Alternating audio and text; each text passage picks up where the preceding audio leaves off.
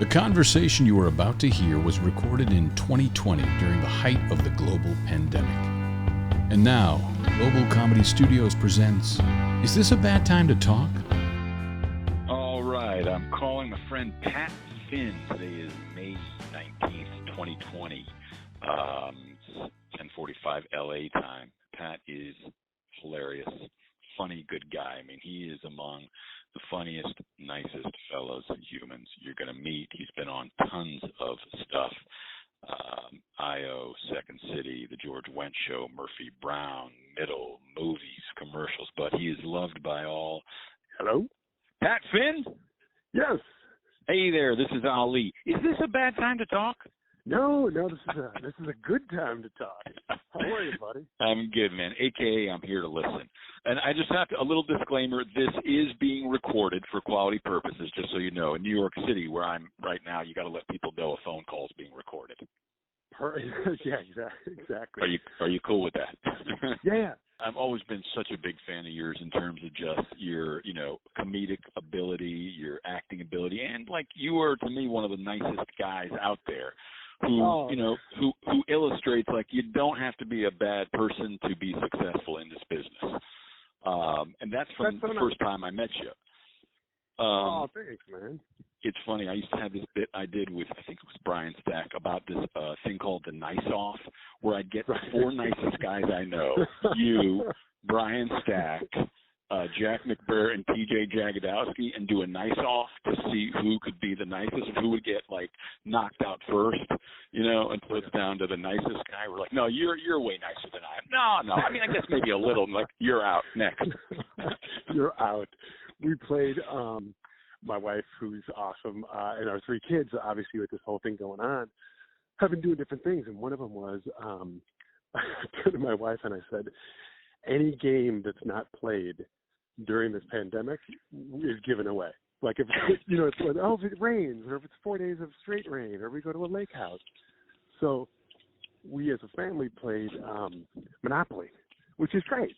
And I'd never really played. I played as a kid, and you kind of play, and you get bored, and you go outside. But so we're on the third day of it. And again, we have plenty of time. And we realized at this point, there's houses and hotels. We have no idea, like, how to play. I've never read the rules. And we got to the point where my daughter's like, oh, no, I have to pay tax, and it's $75, and I only have $50. And I was like, oh, here, I'll lend you $25.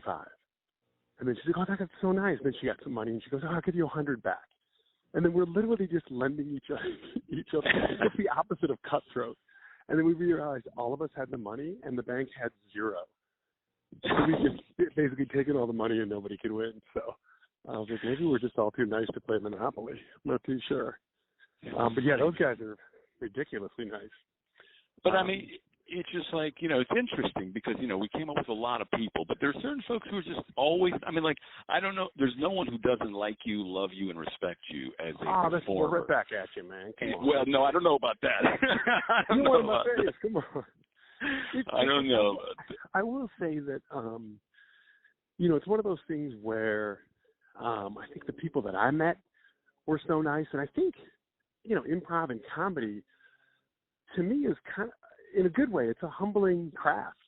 You could go up there and have a great scene, a great set, a great show, but, I always say it's like golf. Nobody's ever going to get 18 holes in one, so you're always trying to get better. And I think that's with improv, too. You're always trying to, strive to get better, and it's the ultimate support the other person's sport or game or craft. So you're kind of forced to be kind to the other people. I mean, I don't really know that many people could be strong character-wise, but nobody was ever, like, super mean. And I think maybe that's why I gravitated towards it. It was such a cool, like, fraternity of people. Everybody was just so supportive of one another, so maybe you just don't get that everywhere. Well, that's why I always told people, I was like, I've been fortunate in my life to go from different fraternity to different fraternity, in various shapes or forms, whether it was my high school tennis team or my fraternity in college or I.O. or Second City. And it was just people who were noble of heart. They wanted to play make-believe. they somehow discovered, like, wait a minute, this thing I did as a kid, wherever in my neighborhood, I can now get up on stage and play make-believe? Yeah. And there are other people who do this? I could say the craziest thing, and they have to say yes to it. Right. It's the perfect rule. And, I think it was good that we had someone like Del who, instilled, in us, treat your partner like a genius, because it's very easy. The folks I've known who've been funny throughout my life, initially they would use their wit to amuse and not abuse. They'd make fun of one person to make other people laugh, and then he kind of was like, well, no, you don't have to do that. You can be cool to your partner. Totally. And that was kind of the, I think that's what probably drew me to it the most. I came up, so my background is I didn't do any there's no theater in my family. I'm one of 6 kids and grew up on the north side of Chicago. And comedy was always, like, things were always funny, and comedy was always important because we didn't have a ton, but we'd watch Carol Burnett, or the dinner table was always, entertaining. If you could get, milk through a sibling's nose, that was the biggest dinner ever, just because you made someone laugh. But in high school, I was too afraid to do any kind of theater. And kind of the same with Marquette, where I went to for college. And then I joined the rugby team that my brother was on, and that's ultimately where I met Chris Farley, who is a year older than me, but I applied to the school late, so I was put in the sophomore dorm. So all these kind of crazy circumstances that happened joined me with Chris. And then we kind of started trying to figure out how we could do comedy and write comedy, and we had no idea what we had one teacher one time, Dr. Jones, and he said, I'll meet you guys at 7 o'clock tonight, and I'll teach you guys improv. We were so excited. And we got there, and he goes, hey, family emergency, everything's okay, I can't be here, but you guys could improvise on your own. Chris and I are in this, like, half-lit classroom staring at each other like, I don't know how to improvise. It's like, I don't either. You want to just go to the bar? Yeah, let's do that. That's easier. But that was kind of the extent of it. So I think when I found a place like the I.O. and people like you and the amazing people that were there, the Keckers and Cans and Stack, that's where, I guess kind of like you with tennis and the fraternity, I grew up in sports my whole life. I played hockey when I was 5, and football and basketball and every sport you could imagine. And it kind of reminded me a little bit like a sport in that there was, just complete support from your other people, and somebody's got the hot hand, so you're trying to feed them. And I gravitated towards that. And then Del, subsequently to me, kind of felt like a coach. He was your eyes, so he saw everything and saw how, what you were doing was good or bad, and kind of corrected you or tried to steer you towards maybe a better spot or where you should be. So, but yeah, that's kind of where I think it was just like in rugby, you play 2 games, and then the team you played, you hosted for 2 or 3 hours a party, and you had some pizza and all the beer was free, and you kind of met these guys you were just playing with, and there was no fights, there was no anything. It was really a sweet kind of interaction. And when you went to their pitch and played them, it was the same thing. They hosted you. But that's kind of what reminded me a lot of improv. Is there'd be a show before you, you'd support that and watch that, and then you do your show, and then everyone else would go to the bar afterwards and we'd all talk, whether it was about the show or not. But it was like such a family, which was, I think, amazing. It was a pretty special time, that little kind of window that we all had. It's funny, somebody was like, if you had to pick one special time in improv, I said it's one time and it's still going, because there's no way that I can pick, a night at Cross Currents or a night at Orphans or, a night at the I.O. or a night at the I.O. here. It's just kind of been this long, amazing ride. with a pretty fantastic group of people. Wow. Yeah, I mean, I opened up a comedy theater in Chapel Hill back in 2017, and it was and still is challenging, and I was going through a lot of like situational depression and whatnot. And then I just started listening to this free will stuff, and I was like, wait a minute, there is no free will. I didn't choose the time in history I was born. I didn't choose my parents. I didn't choose for them to move from Iran to North Carolina, which is what took me to Chapel Hill undergrad, which is what brought me back. So I was like, you got to let go because it's not your fault, because you didn't choose this. So, it's interesting when I hear your journey of these little things of the school you went to, and then Marquette, and then meeting Chris, and then this teacher, of these little moments that continue to be a part of, your journey. And even like a family of 6 with the parents, I mean, there have been plenty of times in my life where if 6 people were in the audience, we'd be like, that's a nice house. That's pretty good. Sure. No, and it was it's funny because you say that, like I assumed I wanted to go to a school called Fairfield, which is a Jesuit school in the East Coast. And my mom had family out there, and it seemed like the perfect spot for me to go. And I remember blowing off a class in high school and going to the chapel and praying for an hour with this. I grew up in a Catholic Jesuit high school, or I grew up Catholic and went to a Jesuit high school. But I sat and prayed, and I remember just going, hey, I've never asked for anything. Can I just get into the school? That's all I want. It's perfect. And it was it. Never said I wanted a little brother, never wanted a puppy. And at the end of the day, I mailed it. And I remember mailing it going, gosh, is this kind of unfair? Because now God's going to let me go to this school and some kid didn't. And that's literally like the guilt I had. And so then the letter comes and I don't get in. And it made no sense. I'm like, wait a minute, I prayed for this. And I'm not saying it's all by any means religious. It's more like I think things happen. And I think sometimes, or for me at least, it feels healthy to look at them like improv and say that they're gifts. You and I are doing a scene, and Holney walks in. You're like, oh man, we were doing a scene. No, I'm always like, oh sweet, somebody's bringing a gift. So I think if you look at it that way, it works. And in my case, I kind of begrudgingly went to Marquette, but that's when I met this great roommate, and then I met my wife, and then I met Farrells. I mean, obviously these are all pretty extreme, but they're all real. So none of this would have happened, I think, if I wasn't open to it. And then my folks were always kind of supportive, but they just didn't know what it was. My dad would be like, hey, you still doing the make 'em up stuff? But they saw a commercial and things like that, and then gradually they started to kind of, I don't want to say give in, but kind of maybe subscribe to it. But I think they saw like how much joy it brought me and how much I loved doing it. I mean, if I wasn't taking a class, I was doing a show. And I look back on, I met, my wife is from Springfield. So I went down there. I was probably 20, 21, maybe the first time I met him.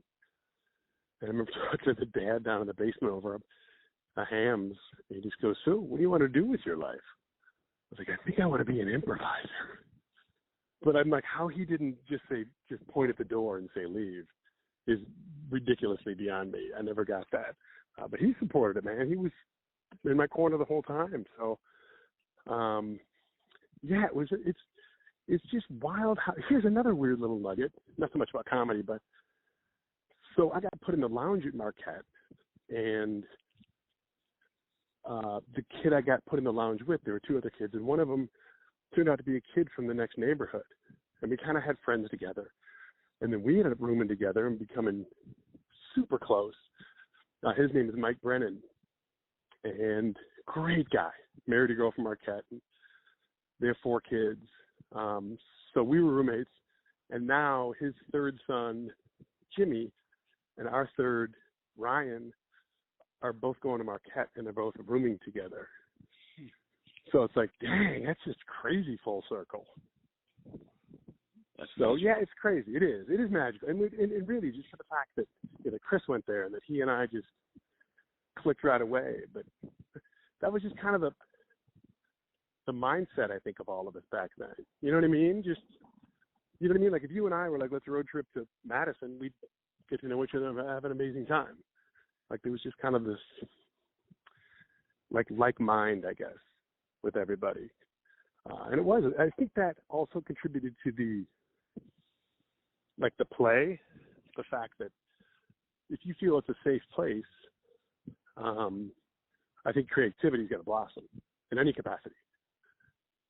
But certainly in ours, that everybody was so supportive and there was no judgment, or at least I didn't see any. And then people ahead of us, the Keckners and the Joel Murrays and Tim Meadows and Pasquesi, they'd help you.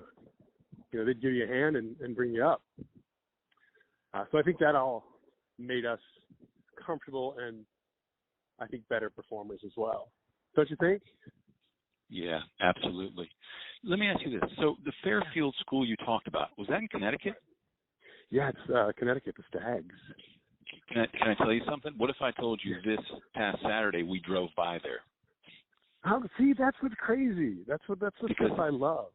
My wife said, let's get out of here. Let's take a drive. I said, okay, where do you want to go? She goes, I don't care. I go, hey, I went to school in the Tuller School in Fairfield, Connecticut. Can we go by to see if that school is still there? It was an Episcopal Catholic school, and I left in second grade. And I said, can I go to the Mill Hill Avenue in Bridgeport where I used to live? She goes, yeah. Okay. And then we drove by Fairfield University. She goes, this is a really good university that's right on the water. And I was like, wow, that's interesting. Maybe I could have gone there if we would have stayed in Connecticut. Isn't that crazy? Now in my life, I'm just like I'm listening, but it's just more of like I accept it. Radical acceptance is something I have to wrap my head around in New York right now, because what I spent 30 years doing and 18 years building could be gone, because of landlords and everything going on. Right. So it's just like, it's interesting. The other thing you said about, because when Sharon and I talked for like 3 hours, and she, a big chunk of it was talking about you and Chris, and when you showed up at I.O. and the two of you, and she could immediately tell like this friendship, this dynamic duo between you. And it made me think about this video on YouTube where one guy starts dancing on a hill at like a festival and no one's doing anything. They're just watching a guy dance. But then a second guy joins them, and then that's what causes the avalanche of everybody to start dancing on the hill. Oh, what a great analogy. And then I think of you guys like that, where it's like one of you, either of you could have danced on a hill, but bringing you guys together in a place and time, again, it's all, the timing is everything in, life and comedy. And, you two together, it's like this team that, showed up in Chicago. It's interesting to me. Yeah, no, and it's, so Chris was a year ahead of me, so he waited for me to get out of Marquette so we could go down together. Like, he's like, I'm not going alone. I'm not going without you. And I was like, wow, that's crazy. Because at this time, I was still pretty raw and not, like, no part of me was like, yeah, let's get on stage. But he went to Madison and lived with his parents, which basically became Tommy Boy. And then he was at the Arc Theater with one of the Cusacks and maybe Holly Wartell, and I think Stack was there too, oddly enough. And then when I graduated, the two of us went down to Chicago. And I've told this story, but it's one of my favorites just because. So Chris and I met up on like a random Sunday. We just moved there, and he goes, let's go to Second City. I'm like, okay. So we went there, and it was like maybe, I don't know, noon or something. And it was closed. It was locked because it's a Sunday morning. And we're sitting there, and all of a sudden this guy walks up, and it's Joel Murray. And he's the youngest of all the Murray kids. And Joel grew up about 2 blocks from my house. And his mom and my mom used to go to church together. And his sister was a nun, taught my little sister. And so my brothers kind of intertwined with some of their siblings as well. But Joel was always 3 years older than he was my brother's age. But I knew him. I knew of him. And he was always the star in the plays. And I knew he was at Second City. When he walked by, I'm like, hey, Joe, I'm Pat Finn. Chris Farley. Yeah, what's going on, Senator? I go, what's up? He goes, I'm going in for rehearsal. I go, oh, it's so cool. Can we watch? No. Okay. Well, we want to get into comedy. What should we do? Yeah, okay. See Sharna at the I.O. and then take some classes here. All right, later. Nice meeting you, folks. And then walked away. And Chris and I were like, oh, my God, we finally made it. Like, that was how naive we were. but we were crazy go-getters that kind of fueled off each other. So, God, we did a scene remember when you had level 1, then it was like 1A, and then you had to re-audition to go into level 2 at Second City? Did you ever do that? Mm-hmm. So we're out the night before, like way too late, like 4 or 5 in the morning. And Chris wakes up and our whatever auditions at 11 in the morning, and it's like 10 till. He's like, "Oh no, we gotta go." And he grabs me and we run downstairs to 7-Eleven, and he grabs a big gulp. I was like, "Yeah, I don't drink Coke." He goes, "What do you drink?" I go, "Well, maybe I should have a coffee. I don't really drink coffee, but it seems like a thing to drink here." He goes, "All right." And I said, I get an iced coffee.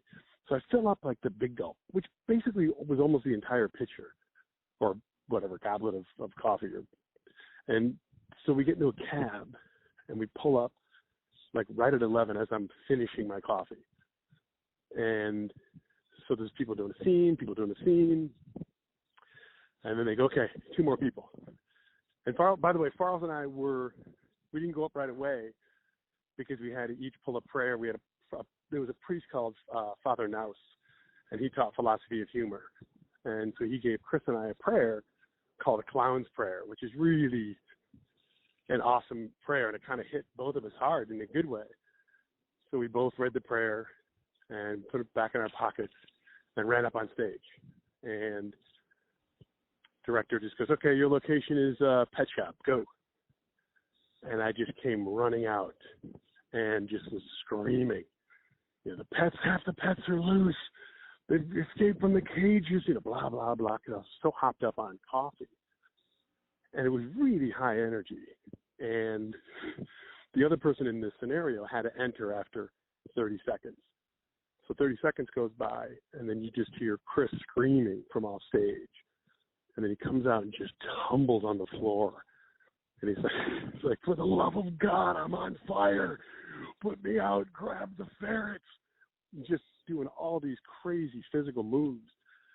And we're done, and people just, it wasn't even laughter, it was just these eyes that were saucers. And then they kind of clapped because they were like, "What did we just see?" And the director goes, "In the history of theater, it's understood that if somebody plays high energy, in this case extremely high energy, the other performer always goes low energy. I've never seen it doubled, but it worked somehow." And it was one of those things where you're kind of like, God, for the first time you're kind of going, Chris is different. Not a rule breaker, but just the laws of improv and comedy don't necessarily apply in a good way to stuff that he does. So, but yeah, that was a crazy time. It's interesting because, I use the vernacular of improv and, in my life and the language. And, Joel Murray, what a walk-on. You guys there in the scene, he walks on, he tells you about Sharna, he tells you about second, and he walks off. And that's the idea of a perfect walk-on.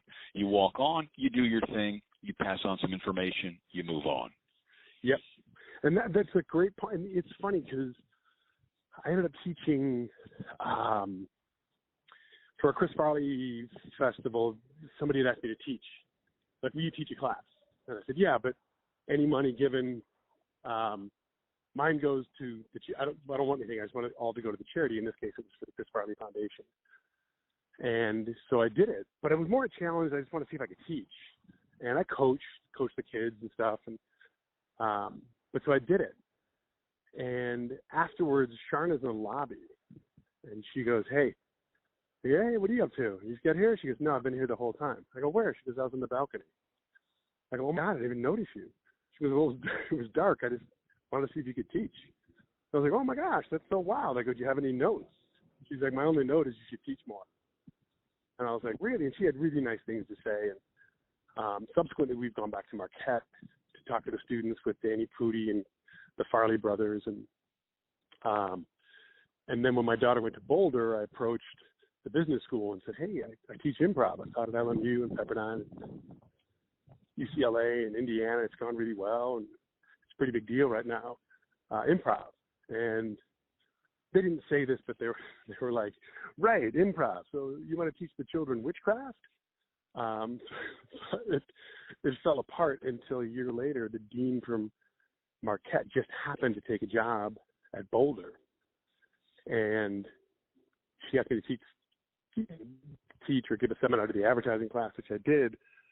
And they're like, we want to make you a full-time professor, which is crazy considering my grades at any point. But I just said, actually, I got to pay for this joint and act back in LA. But it was flattering. And then they basically settled on a 1-credit course that's gone really well. But one of the biggest things I talk about, like you were saying, the walk-on, I go, I don't think I've ever been mad at anybody walking on a scene. Because like I was saying before, it's a gift. And it's your job to take the gift or not. And if you don't, then usually nothing happens. So if Joel said, go to the I.O. in Second City, and we're like, screw that, we're going to Comedy Sports, it'd be a whole other world. And it could have been a dead end also. It's not to say that gifts are, miraculous, but they're an offering that are kind of cool. And somewhere along the line, I think as people get or grow, they're more judgmental and they don't see the gifts as much, or they don't see gifts as opportunities. But it's cool because when I talk to the kids, I'm like, this is great. A mistake is great. A mistake's a gift. And then when they see that, then I think the realization of what can happen arises, which is kind of cool. At a certain point, I had this kind of epiphany of like, I don't believe in coincidence, whether I just said it, whether I believed it or not. But I mean, to me, it's like the idea of Sharna being in there watching you teach. Because if you knew she was there, you might have been different, Yeah, totally. She got to watch you under like not knowing you were being watched, and saw that, in each of us there is a piece, like, and I believe this of you, that if things had gone differently, you would have been a phenomenal teacher, and you are now, and that she saw that in you and encouraged you to do it. And then the head of Marquette went to Boulder. I mean, it's like, it's magical. Yeah. When I hear that. Isn't that crazy? It's just such a, so when you were talking about Fairfield, I remember this story, and this is a little name droppy, but so I literally left the house one day. This is probably 20 years ago, and when we moved to LA, I don't know if you remember, in Chicago I used to have a moped, and like me and Gardner, Leo Ford, James Grace, and McCann all had mopeds, so they were kind of rickety and beat up. And I actually had my moped one time parked in front of Second City, and Aaron Rhodes is hanging out. You know Aaron Rhodes? Mm-hmm. And he had a can of spray paint. And it was a white moped. He just kind of spray paints a line across it. And I was like, wow, what's up with that? He goes, oh, sorry, man, I'm kind of high, or whatever it was. I'm like, yeah, but it's my moped. And he goes, I thought it would look cooler. I'm like, it's all right. He's like, are you mad? I'm like, well, nothing I can do about it now. And anyway, so we brought it to LA, and we had it, and I ended up selling it probably about a half a year to a UCLA student, just because the roads were so busy here, it just wasn't super safe, and I just didn't need it. Anyway, so I leave the house one day to go to this audition for a CBS pilot, and it goes well, and they have the callbacks there that day, and then it's about 2 o'clock, and they pair me up with Dave Coulier, who I'd known from Full House, and I knew he was from Detroit, and so he and I are to play brothers. And so we're going over the scene, we're practicing, and we come in and do it. And it goes really well. And they're like, hey, man, we want to have you guys come back at 5 o'clock to audition for the network. And I was like, holy cow, this is great. And he goes, hey, man, you want to come over to my house? And I was like, sure. So I called my wife, just to check in. And back to before people had phones. We need a house phone. So I called and I go, hey, can't really talk, but I'm at Dave Coulier's house. I'll be home around 6. But it was such an odd call to get. She's like, wait, what? Why? Why are you there? I'm like, I'll tell you later. Anyway, so we have lunch. We start talking. He's a great guy. And then he starts talking about how he dated Alanis Morissette. And, they used to date, and he wrote a song about her and all this stuff. And it was really great to get to know each other, especially because we had to go in And you know how trust on stage is so much more powerful when you're vulnerable at times. So, you want to be able to be there for the other person anyways. So we're driving back to the audition. He's in front of me and I'm behind him. And I'm kind of like, wow, this is crazy. I'm driving behind Dave Coulier. And as I say that, an Alanis Morissette song comes on the radio. And at the stop sign we're at, the vehicle that pulls up next to me is the white moped with the silver tag from Aaron Rhodes. And the student I sold it to 2 years early is just sitting at it. And I'm like, what a weird stoplight. That's just bizarre. Wow. So, that's crazy. I mean, but yeah, it's just magical. To me, it's like in life, you're living your life or you're living the movie version of your life, right? Yeah, and it's yeah, always trying to catch up because if it happened in a movie, you might be like, that's too much. But it happened to you, right? Right. And so it's real. It's not in a movie, but it is in a movie, but people would be afraid to put it in a movie because they think that's too much. Totally. God, I remember one time at Second City, I wasn't mad, but something happened to me in a job interview. I was doing like Improv Olympic at night, but I was working for, had jobs during the day. And one of them was an interview I had for an air freight company, like FedEx. But I ended up having this kind of, I won't go into it, but it was like, the situation was 4 guys in a hotel room. And the deal was you kind of showed up at an Embassy Suites and they called you.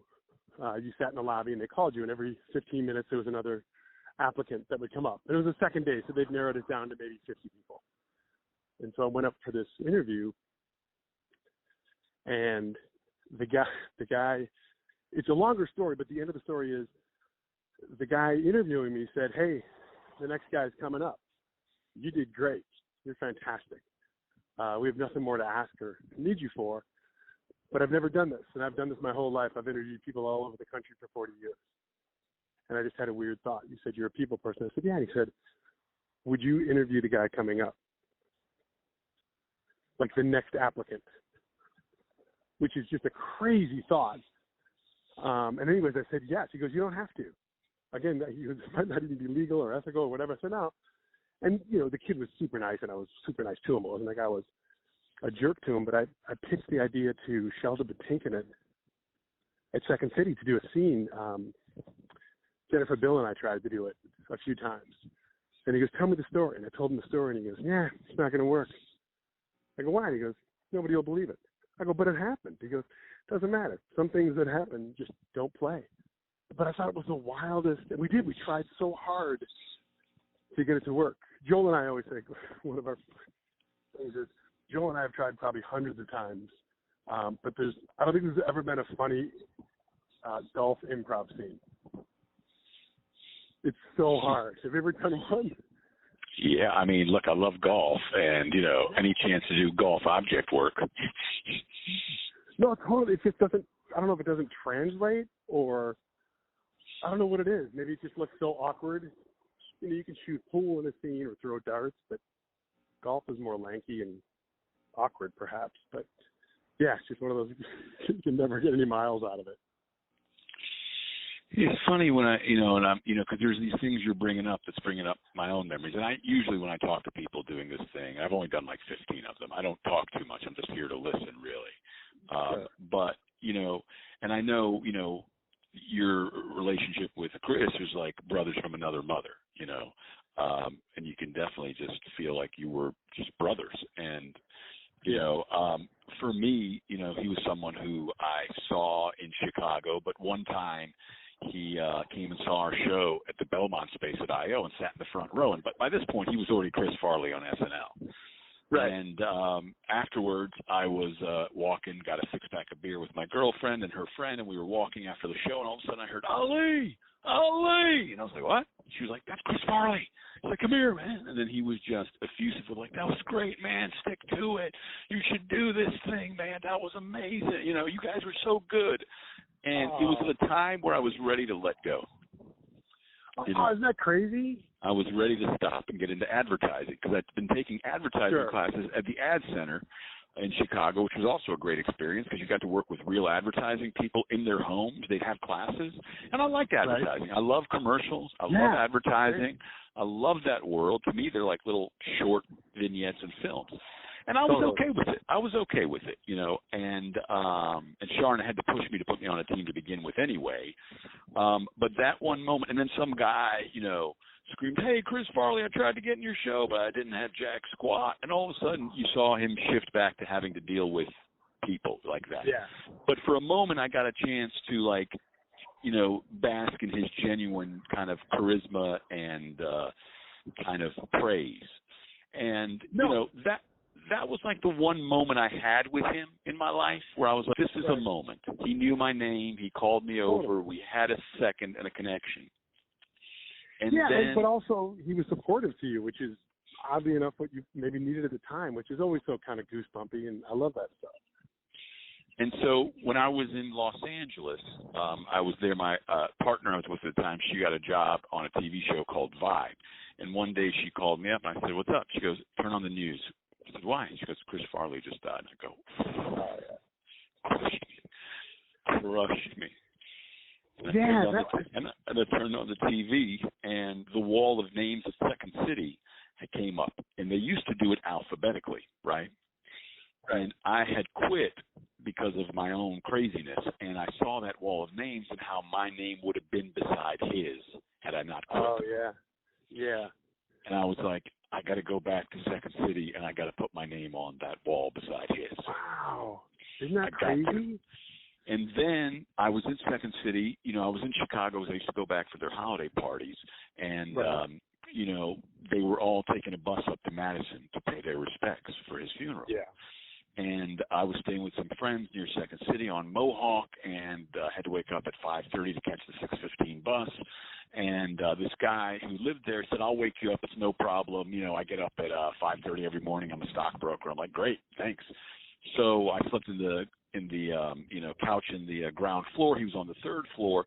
At 5:35, my alarm doesn't go up. No one wakes me up, but the phone rings, and I pick it up. It's like, "Hello, can I help you?" And someone says, "Yes, is Chris there?" And I was like, "Chris?" He's like, "Yes, Chris. He lives here. He moved in recently." He was like a German guy. I was like, "Oh, let me go check."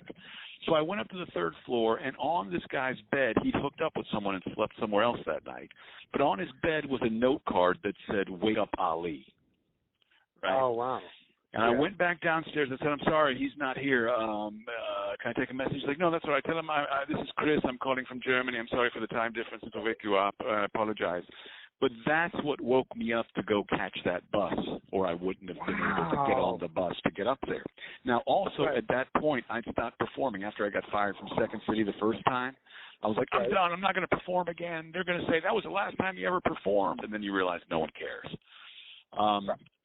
And so I got to be there for that bittersweet moment of, you know, paying my respects to this person who, you know, didn't have that many encounters with him, but had done so much in my life. So wherever I've been able to have a space, we always painted Clown's Prayer on the wall. So that exists in the pit in Chapel Hill. It exists in the pit in New York City, and the two spaces there. So, you know, like I said, I don't tell that story too often, but, you know. No, but what a beautiful story. And then, like, also, you know, I hate to be like, you know, signed from whatever, but you could interpret Wake Up Ali two different ways. Oh, yeah. And I used to tell people that when I told the story. I was like, it's not Wake Up Ali, it's Wake Up Ali. Yes. Because you not performing, you're not doing anybody favors. It's time to get back on stage. And what I ended up doing is I started performing again after that. I ended up going back to Second City, rehired me. Jeff Richmond rehired me, and Kelly was cool with it. And that Christmas, my name went up beside his on the wall of names. Wow, isn't that crazy? Because that Back to the Future scene, you know that scene where the picture's fading in time? Where, you know, that's what it felt like to me. If I didn't go back, my name was never going to be beside his. And then later, Second City changed it where it's not alphabetical anymore. Now it's according to what year you got hired. Oh, shoot, you're right. Because I was like next to Tina, and then Farrell was there. Yeah, I think you're in that picture. In that your name is real close to ours because of Finn. Could be. And it's like all those little things. I do think whatever you want to call it. A sign from God, a sign from the universe, a sign. But yeah, it is. It was a sign. It absolutely, to me, was a moment I'll never forget of Wake Up Ali. Life is short. When you see someone like him I've never seen anybody have that energy on stage or off. Oh, Lord. Well, the thing about Chris is he was such a great athlete, kind of like Belushi, who I never saw, but he was a linebacker in college. I mean, in high school for sure, a little bit. I think I see not in college, but in high school. But, I mean, Chris was a really good basketball player. He was a great rugby player. Obviously, his stamina wasn't super because he was carrying around more weight than he should have, but you can't be that physical and not be athletic. But he was just he would dive and fall, and that was kind of his thing. He was very physical comics weren't huge at the time, but I remember I remember one time he'd go from we were down to my folks' house for something, like a Sunday dinner or something, and I brought Chris. And my folks lived, and they still live in the same house, and I'd bring friends all the time. Colbert would go, and it's funny because my parents were the sweetest, simplest people. And my dad one time goes, I was watching TV on the stationary bike. I said, one of your buddies. I go, oh, who, Pop? Because I'm thinking, he could be 20 people. And he goes, you know what? I remember we came to the house for dinner, and we gave him an air conditioner because he didn't have one in his apartment. And I was like, oh, yeah. Oh, Stephen Colbert, Pop. And he goes, oh, good, yeah. Well, I was watching something on the Weather Channel. It was pretty boring, so I flipped over, and there was your guy. And I go, oh, that's great, Pop. He's such a sweet guy. Did you watch the show? No, there was something going on in Honduras, so I went back to the Weather Channel. There was a big, storm. All right, cool. But it didn't impress him. But I remember the one thing he said about Chris was, my dad's like, I've been to a lot of dinner meetings, and I've sat around. My dad's very simple. But he was like, around CEOs, really important people. And you could see sometimes somebody might have, a gift or a presence that's different. And he said, I remember when Chris told me he wanted to be on SNL, I looked in his eyes, and he could have said, I'm going to go to the moon, and I would have believed it. He was so truthful and passionate about, his dream and what he wanted. But he goes, and the thing I always say about Chris was he's just different than pretty much everyone you know. Like, there wasn't anybody like him. You could say, oh, so-and-so is kind of like so-and-so. The thing about Chris is if you and I went to a party, it's, hey, was Ali there? Yeah, I think so. But nobody ever went, hey, was Farrell's at that party? I don't know. Wasn't too sure. I'm like, no, you knew. You heard a scream and glass break and laughter, and it was like a Tasmanian devil of a human. But we drove one time from Chicago, from our folks' house back to Marquette. And we're driving through, and just kind of, 4 o'clock on a Sunday, and there's tolls. There's like toll booths, I don't know if you remember those. And it was 40 cents. So I go, hold on, Chris, I got some change. And as I was doing it, we're in front of the guy, and there's a second, a beat of nothing happening. And Chris just starts to flail and go crazy, hands hitting the top of the car. And he's like, for the love of God, there's a wasp. And he's just going, and the car is shaking. And I'm just staring at him because I obviously know there's no wasp. He's just doing a bit. And the best thing was the guy at the toll booth taking the 40 cents is just staring at him. Then Farrell stops and he goes, oh, yeah, I think it will. Fool away. Later. And left. And the guy just started laughing. And I was like, you just made the whole guy laugh. You talk about getting a tough laugh from somebody, or doing a scene and not getting a big laugh. You just walked up or drove up to a toll booth guy and got a laugh And probably I'm sure at dinner he's like, "How was your day today?" There was a large man who pulled up and said there was a lot, whatever. It just was one of those, like, that was Chris. Anywhere he went, he kind of, like, he made a difference. Like, for him to go up to a kid, here's one thing, I'll say this because this is the one line I always say about Chris. Chris turned to me one time when we were eating mac and cheese. Like, we couldn't even get Kraft, we had generic. And he looks at me and he says, "Someday I want to become so famous that I can go to a children's hospital and I can cheer the kids up." So that was the Chris. Not Lamborghini, not Malibu beach house, but that. And he did. And when he was famous, he'd be in a restaurant and some kid would look over at him and he'd run over. "Hey, kid, what's going on? What do you got, meatballs?" And just do some bit. And I don't know anybody in the world that can walk over and, when he was famous and when he wasn't, can make a group of people laugh that he doesn't know. Like, you and I could have, a ridiculous show or a Herald or whatever, and it'd be great. But it's still, you and I would be hard pressed to, walk up to a table and just do something and make them laugh every time.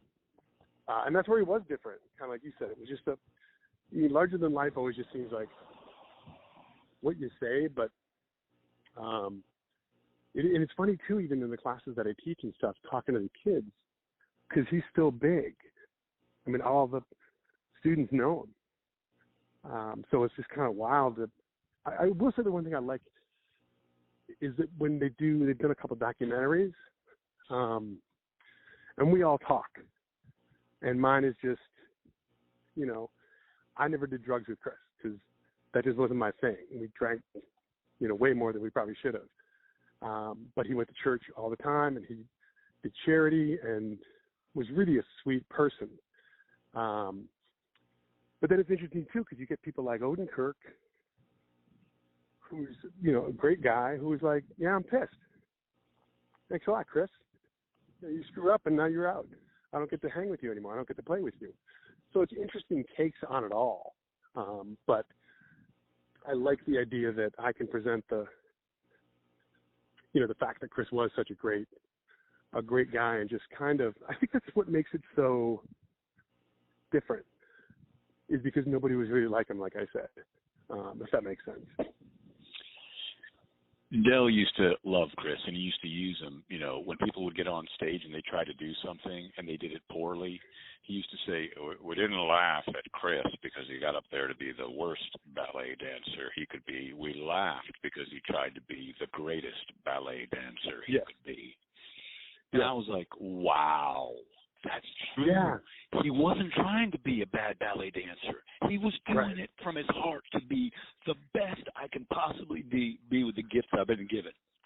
Totally. Even the Swayze thing, he sold it. I mean, he was comedic, but if he would have been trying to do a bit like, "Look at me, look how silly I am," it wouldn't have worked. And I think that's what Will Ferrell was too. He's just so committed. That cowbell thing wouldn't have worked if he was just half in. But he was all in. And that was Chris, totally. I remember Del one time, kind of a similar note. He said somebody played drunk.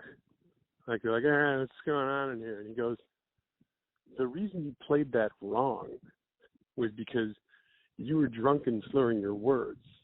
But anybody who's drunk is trying not to." Right. Which I always thought was interesting.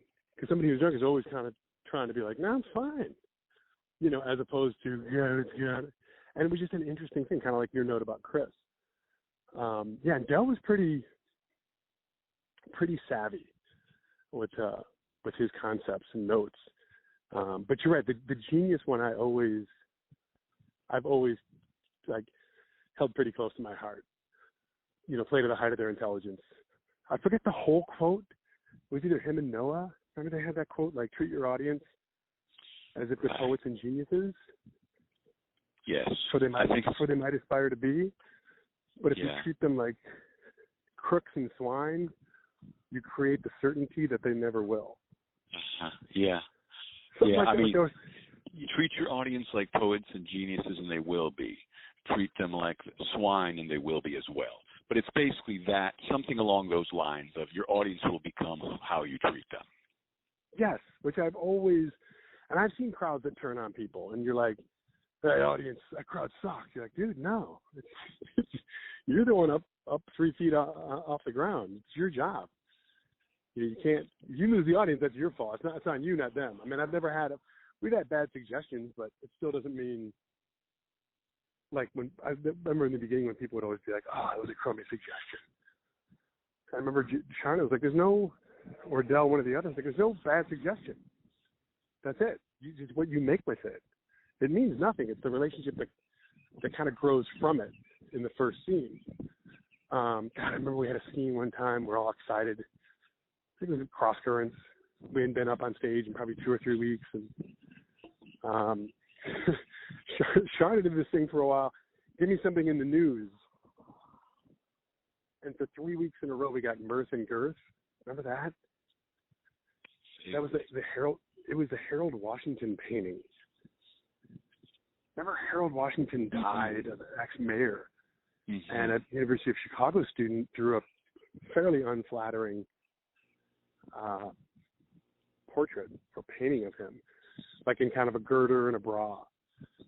And there was a big outrage whether this is art or it's insult, and it's just kind of an argument that nobody would win really. But we got it 3 times. And we're like, trying to say something like Mirth and Girth, because it's hard. But each time we pulled something out of our hats, which was kind of cool. And I remember one time early on, somebody said, "Can we have a topic we can riff off for 45 minutes?" And as clear as day, because you know how you have to take the first thing you hear, but in this case, it was clear as day this was the word. And it was just in the back abyss of darkness, you just heard, "Abortion." And just like everybody was beginning their first step, and then they planted it and froze. And it seemed like, 20 seconds, but it was probably 5 or 6 seconds that nobody moved. And then I think Noah went out, brought a chair, and kind of drug it across the stage. And he looks out, kind of puts his hands at his head, and kind of hits some things above him, and turns a couple of things in front of him, and he grabs a walkie-talkie that he created, and he just goes, "Houston, unfortunately we are going to have to abort this mission." And the place just went nuts because it was such a smart decision, and everybody jumped in the scene. But yeah, it's he could have played it differently, and he played it smart. There was a really quick story I loved from Second City a million years ago. Joan Rivers was in a scene with Mike Nichols, and they were doing an improv. And I think Alan Arkin was doing it. He said, "These guys are going to improvise for you for the next few minutes. We'd like to get occupation for these 2 people." So for Mike, somebody yelled, "Banker." Great.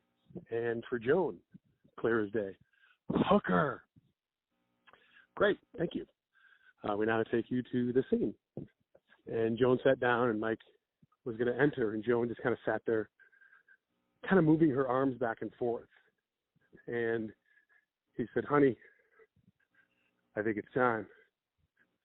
And got a laugh. And then she turned and said, and this is, I'm paraphrasing, but said something to the effect of, "Oh, fantastic, because I just finished knitting your sweater." And then there was a slow wave of applause, because you're like, you know what?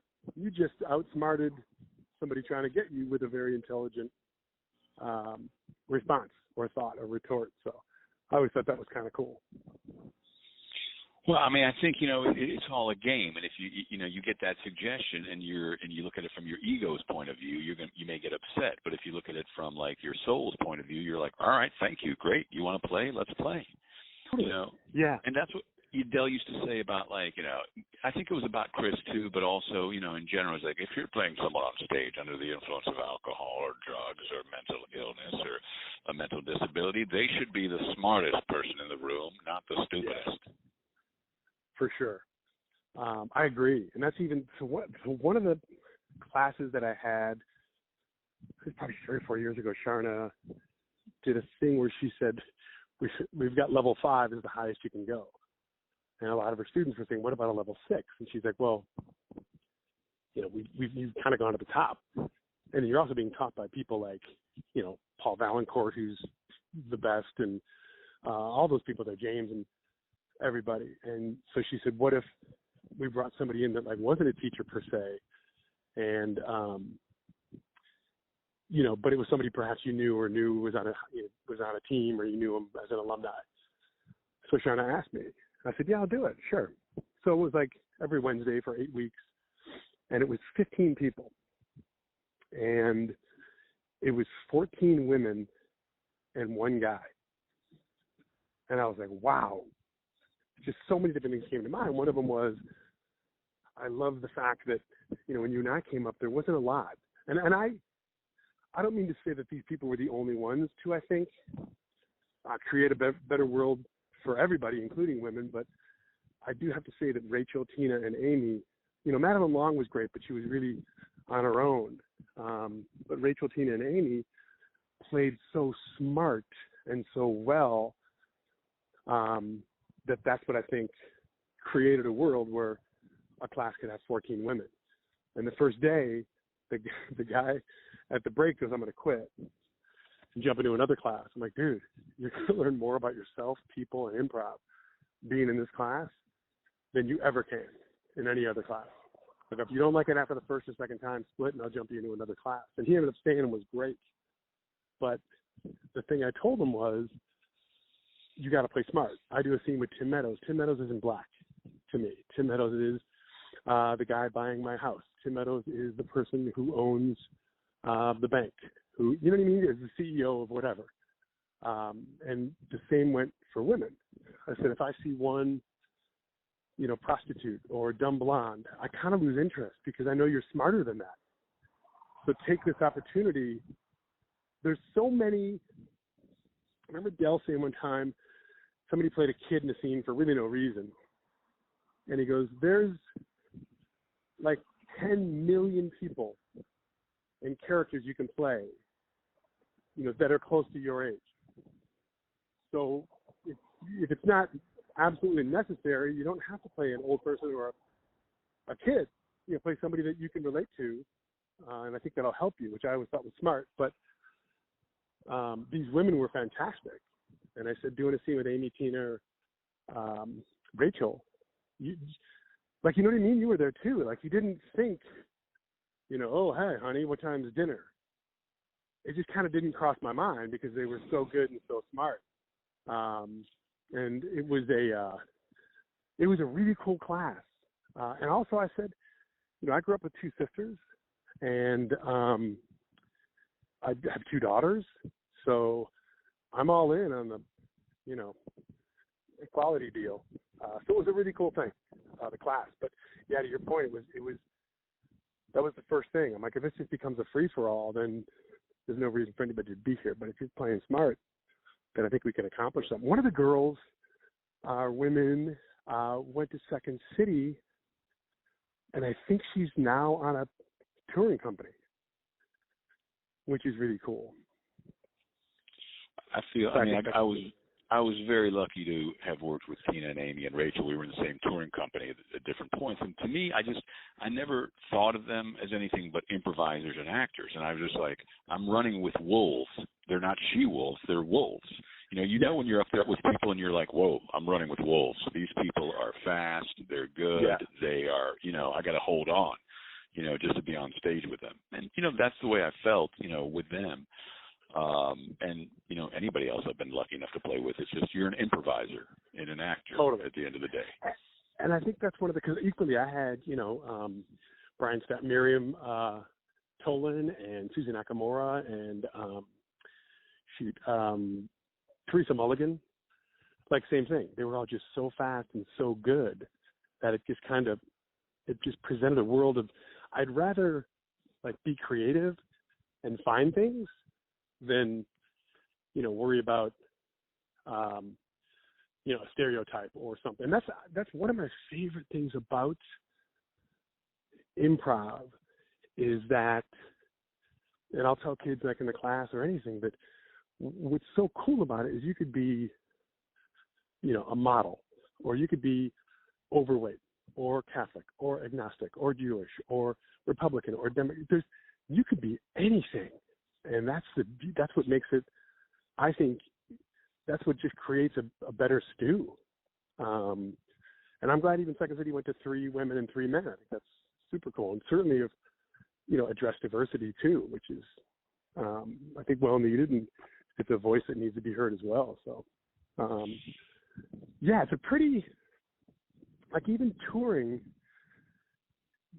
This is just me. You probably had the same thing. I always just kind of, like, everyone just felt like a brother or a sister. You know what I mean? You just kind of, because also, ultimately at the end of the day, it was you, the 8 of you, going into a place that none of you knew. So I think it kind of solidified you as a group a little bit more, being in a van and being together. I remember reading a story when the Friends cast got, the final decision on all 6 actors. They sent them on a trip to Vegas alone. Like, each had their own rooms, and it was the 6 of them. That was it. For, I think, a night or 2. And they did it because they knew that they would bond. Like, they'd have to kind of, hey, you want to have dinner? Yeah, I guess. Should we call so-and-so? Yeah, we should call him. And they all kind of became a tight group. You know what it's kind of like? Remember Joyce used to do that. Do you remember that? Mm-hmm. She had that cabin she would send them to. And she would send the cast to the cast where Whale Boy came from. I remember Joe Listen Farrell's doing that one. But it came from, they were all together in a cabin, which just makes you a tight group, which is kind of cool. But yeah, shoot, I'm trying to think, were you in Family? Or The Family? Yeah. Okay. So you were like, 3 or 4 years behind me? Yeah, so that's you and Chris got to Chicago what year? Like, what year and time did you show up? And who was on main stage and who was at I.O. and where was like Keckner and folks like that? So when did you guys show up to Chicago? So I graduated in '87. So we probably started taking classes in October of that year. Mm-hmm. Yeah, and the people it was Sharna teaching and Dell, but you couldn't get into Dell's classes. And Dell taught a class on Monday where the Second City people would come to, which was amazing. And they'd have like Janet Jolovitz and Joel and Timmy and Pasquazi and those guys, Beltzman, would all come to it. And so we just took classes. It was Farrell, myself, I want to say James Grace, Ian Gomez, and then we took classes at Second City, and Tom Purcell was in that, and Keckner was ahead of me in both, and Gardner, and Noah and Matt Mead, and Jimmy Carrane. And yeah, it's funny because Jimmy Carrane, who's a dear friend, our dads went to kindergarten together.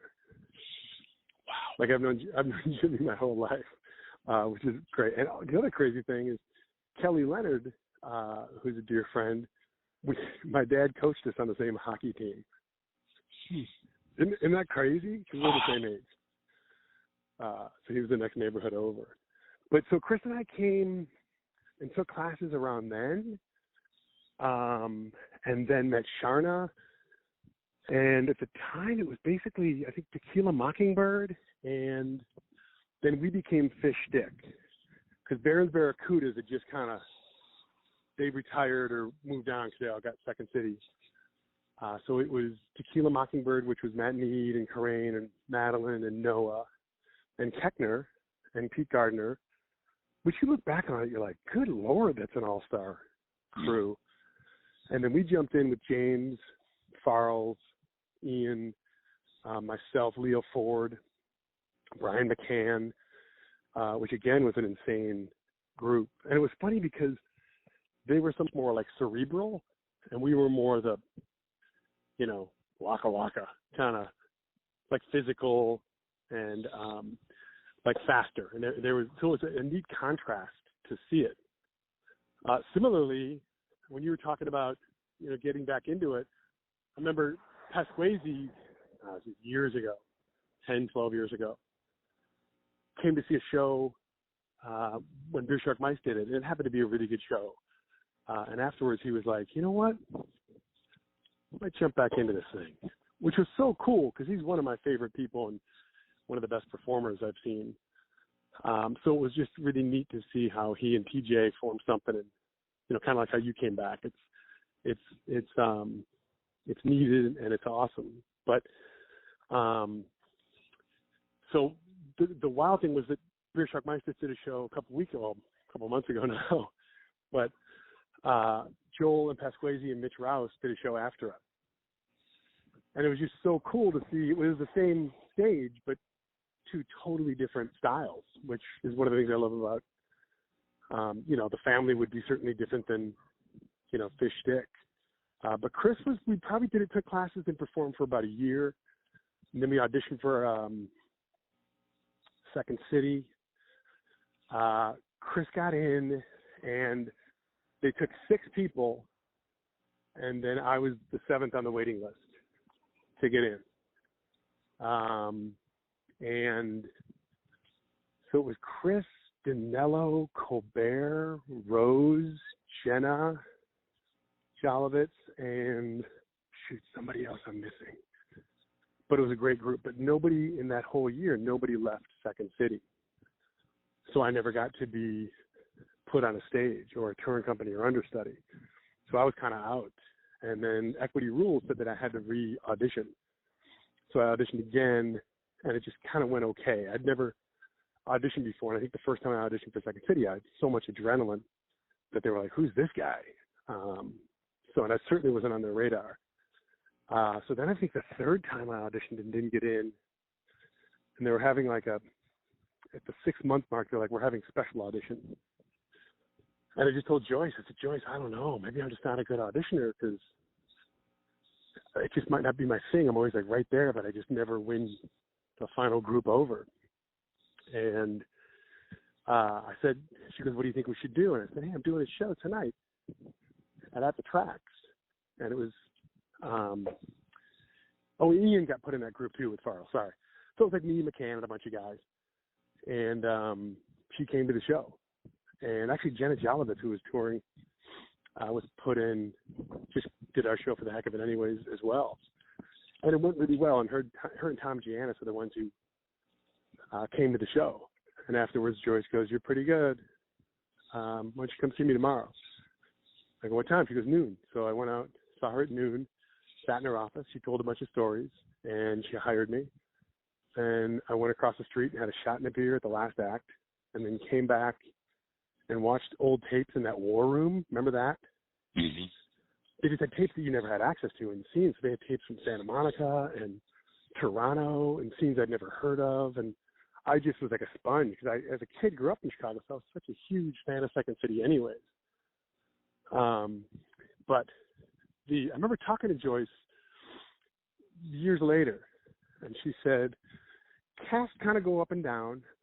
And I didn't even know what cast it was, but she said, sometimes casts, or we hire people that don't have what a lot of you guys had, and that was a little bit of the appreciation for the people that got us to be able to do what we do. Joel and Pasquesi and those guys, and then those guys had their people that did it. But the wild thing is that I was the last person ever hired by Joyce. I was their last hire. And how did you and Joyce, have such a friendship and relationship where, almost like, a bear mother, looking after you guys? No, I think it was I don't know if it's a gift or if it's a Mother Teresa kind of she just had this aura about her that if you watched her at a cocktail party, she made every single person in the circle she was in feel like they were the king or queen. And she was just such a good social person, so good with reading people. I think such a good helper. The amount of people that she helped is countless. Even for me, when I was like, I think I'm going to ask Donna to marry me.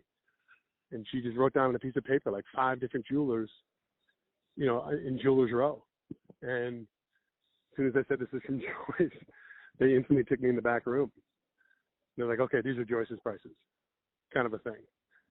But that's why I think she just knew she had a stable of really good kids that worked hard, that weren't necessarily being paid a king's ransom. You know, kind of like Lauren's not the same, but I think, you know, people there are underpaid, but they're there for the glory, not glory, but the chance to be a part of a pretty incredible family. Even when we had there was a Zoom funeral for Craig Taylor, who was a stage manager for 41 years, which is absurd. It's just crazy how long that is in theater. But he was a big part of me making. I mean, I understudied the main stage, and he came after the show and had really nice things to say, but it wasn't like gushing. They were kind of like, all right, you still got some work to do. Don't worry about it. You know, kind of a thing. He kept you in check, but he certainly would, like, be kind to you. And to your point, I don't know. Like Ruby, you know, who I adore just because I knew her from, you know, the years I used to go see the show. I mean, I would see these shows in high school. And all of a sudden that this person's talking to me is crazy. But there was just something about the IO and the Second City, that family. And I think that's, to this day, you talk to kids in improv, and there's still that same glow, whether it's there or, you know, at the pit. There's some sort of a connection. And then there's also some sort of just a special bond with people that were there before you,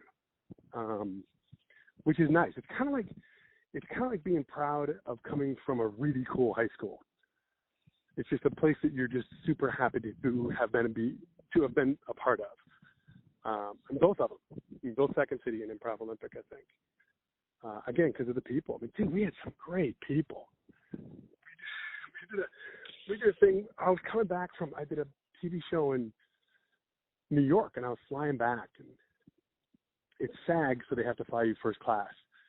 And so I'm flying from New York to LA, and I've got like a script I've got to read, and then I plop down. I'm like the last person on the plane, and the person to my right is Adam McKay. And I haven't seen Adam in probably 6 or 7 years. And we literally talked the entire flight. Adam goes, I didn't do any work at all. I'm like, dude, I'm so sorry. I didn't either. And he goes, no. We talked basketball and improv and the people we came up with. And it was just cool. It was just like I said, it's a neat fraternity. As soon as you reached out, I'm like, are you kidding me? Come on, Ali. He's awesome. So I was really excited to catch up with you, especially. I gotta, and just because he's hilarious, but I just got a video with no explanation texted to me from John Glacier. And me and Glacier used to always do this bit, and it was how high school quarterbacks in like the 70s and 80s were. And they would drop back for like 2 passes a game. But when they dropped back, they put the helmet was almost the ball was almost affixed to their helmet. And they'd look right or left with the ball, like it was a bazooka, and then they'd throw it. So he was in Central Park with his son, who has to be 14 or 15. And he just sent me a picture of his son doing that. And I'm like, God, that's hilarious. So I told it to my 3 kids, and so we got in our front yard. And the funny thing was that, now that I look back on it, I have a daughter who's 25, 21, and a son who's 17. But I said, hey, a buddy of mine sent me this bit. Can we send one back? And my daughter's in SAG, but they're not necessarily, they're funny and they're super creative. But looking back on it, I'm like, oh my God. Like most kids would be like, what? Doing what for dad? This is weird. I'm not doing this. But it was the opposite. They're like, oh, okay, cool. This should be funny. And we just did it and sent it to him, and he just goes, we both just wrote back the same thing. Thanks for making my day. And that's cool, man. It's cool I don't think we're ever going to lose everybody, connection-wise. Even now, like Rachel every once in a while, even though she's in New York. But you're in New York now, right? That's right. Okay. But I mean, prior to this, I toyed with, trying to do something in LA because I just love coming out there and seeing people out there. But, unless there's a reason to be out there, it's hard, with the family and whatnot. Totally. How many kids do you have? I have 2. Ella will be 14, and Olivia, it'll be 12 this year. Oh my gosh, that's so awesome. It's funny out here. So when we got out here, I ended up getting pulled out for a TV show, back in the 40s. And Donna, who you met, my wife, we had our first daughter when I was on stage at Northwest. So I was writing with Keckner and Dwyer and Renee Albert and Jennifer Bill and John Teese. And then I got the main stage. So I was replacing Jackie Hoffman, who was going to Broadway, in Old Wine and New Bottles. And so I'm learning that. And I think they were going to put me in 2 weeks. So I had 2 weeks to learn it. And then later the first week, I ended up getting a call back for the George Wendt show. And then ultimately ended up getting the show, which was amazing. So I literally was given the main stage. I mean, I'd done tons of understudies, but given the main stage, we got a show. So we drove out, my wife and I, and then, no, I'm sorry, I flew out. And my wife, we kind of flew back and forth because we were having a kid, our first child, Cassidy. So we had her, and then we moved back to our condo in Chicago when the show didn't make it. We used to have a place kind of behind Nick's Bar on Halstead and Armitage. Remember that joint? Mm-hmm, yeah. By Best Fries, which was actually the worst fries in the city. Which is, I think it's an old Jeff Rosenthal joke. You want to know the best rib place in Chicago? Go to the one that doesn't say #1 ribs in the city. So then I ended up getting Murphy Brown, and so we drove out. But so we're here, and all I really knew was Joel and Liza, Joel Murray, and they had a couple kids, and then I knew Ian, and I stayed on Ian and Nia's couch for a while, and then Jay Johnston and Brian Blundell were the only people out here. So, our daughter got older, and we didn't know where to, where you go to school and all that stuff. So we found a little Catholic school down the mile or two away, and it was great. It could not have been more. It was very Chicago-like. And then the funny thing is, when everyone started coming out and subsequently having kids, everyone was like, "Oh, did you go where the Finns are going?" And so at the school was Holney and Keckner. Like literally in my youngest son Ryan's class, it was Sean Holney, Margot Keckner, Colette Stack, and Ryan Finn, and James Grace's kid was behind us. But we just sent a picture to Sharon, from the kindergarten class or something, and Sharon was like, "This is the most wonderful / craziest picture I've ever seen," which is kind of wild. All of us have kids and kind of became people, sort of. Well, I mean, it seemed like it was a golden age, from that time you guys got there. I'm sure everybody has their own kind of golden age, but, from 87 to, when you guys were there, I mean, that whole 90s and Jazz Freddie and, everybody you mention is someone who was, a good person and an accomplished improviser and actor, No, it's true. It's crazy to think the people that we had. And I've used this kind of a comparison, but not to be in a cocky way. But it's kind of remember that quarterback draft that had Marino and Elway. Remember that at all? Mm-hmm, mm-hmm. Yeah. So it was so it's just kind of I think there were 4 quarterbacks that were in the Hall of Fame in the first 10 people drafted. So it's kind of that thing where everybody you played with made you better. It was you didn't do, you wouldn't succumb to the same character, or you wouldn't pull a scene out that you'd done before. And that's what's kind of the cool thing, too, that ultimately made us better because we kind of policed ourselves. And I think that made each other want to strive to be better without competition. And that there might have been, I just never noticed it. I mean, everybody kind of went up into the best job they could. So to me, there wasn't any competition. I mean, sure, people wanted to be on house teams and all that, but back then, there was only 2. So it was there wasn't as many as there are now, which is crazy. Now it's like a college, which is good and bad, I suppose. But I always think that the people like you even quitting and coming back, I think the talent is going to kind of ride you through. You could take every class in the world. If you're not, ready to be on a stage or perform, there's nothing you can do. I remember even when Farrell got moved up quick by Dell, like really quick. And I think one was they had to get him off the road, like from a liability standpoint, but B, he was only there a year. And I remember somebody going, "It's not fair, he's on stage." And I said, "Do you know anybody here or anywhere else that's funnier than that or better than that?" And the person kind of goes, "No, but it's still." I go, "But still what?" You don't want your quarterback for the Bears to be somebody everyone likes because he hangs around the locker room. But yeah, it was for sure a magical time. Definitely. I got to Chicago. I flew in November 1st, 1990. But that summer, someone had given me, and somehow I got this GQ magazine where they'd done a makeover of the main stage cast with Pasquesi and Joe Liss and O'Malley and Farley and Tim Meadows. And I would just read that thing. There was an article about Dell in there.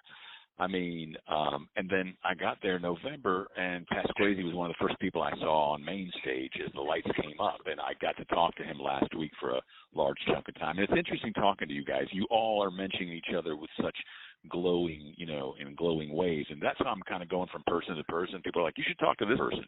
You should call them." Sure. And I'm just kind of going from person. But it must have been, to be Chris's friend and have met him. And when you guys met at Marquette and at in the rugby team, were you just immediately fast friends where you're like, "Oh gosh, this guy would have been my friend in the neighborhood"? Yeah, it's funny. There were two stories on that. You could tell he had a lot of friends around him that he had met. I was so new, I didn't know anybody at Marquette, so I had this guy that I'm in the lounge with, and then I kind of met this guy in the lobby of the dorm. And so I didn't know anybody. So we're in the first or second practice, and then we go back to the bar for a beer. And, I wasn't playing much because I never really played before. Chris was already established, but my brother was on the team, and he was really good. He was on the A team. But we're at the bar, and Chris did something that was really funny. And then I've turned to my group to equally try to do something funny. And it was just more awkward because they don't really know me. And it wasn't as funny as Chris. And it became like this Shark Jets kind of competition. And my brother goes, "Hey, Chris, it's my brother Pat." He goes, "Pat, this is Chris Farley. He's the funniest guy at Marquette." And I was kind of like, "Oh." And then Chris kind of puffed his chest out and he goes, "Chris, this is my brother Pat, funniest guy I know." And it became this weird, almost like two dogs trying to sniff each other out.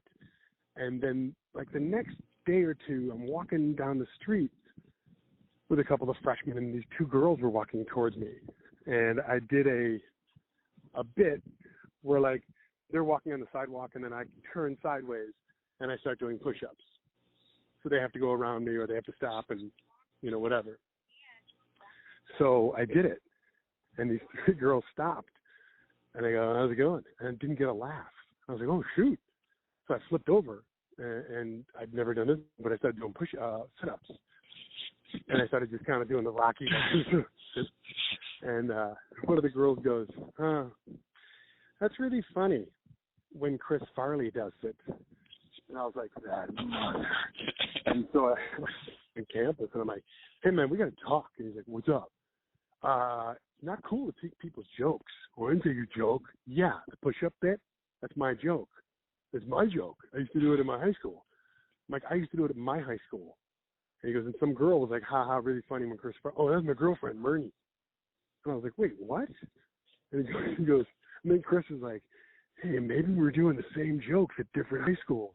That's kind of cool." And I was like, "Yeah." And then we just kind of, probably just from that point on, became super close. Because we'd listen to National Lampoon albums and Steve Martin and Bob Newhart just over and over, and just talk about comedy, read comedy, anything we could possibly do to get our hands on anything comedy-wise. But there wasn't a lot of outlets.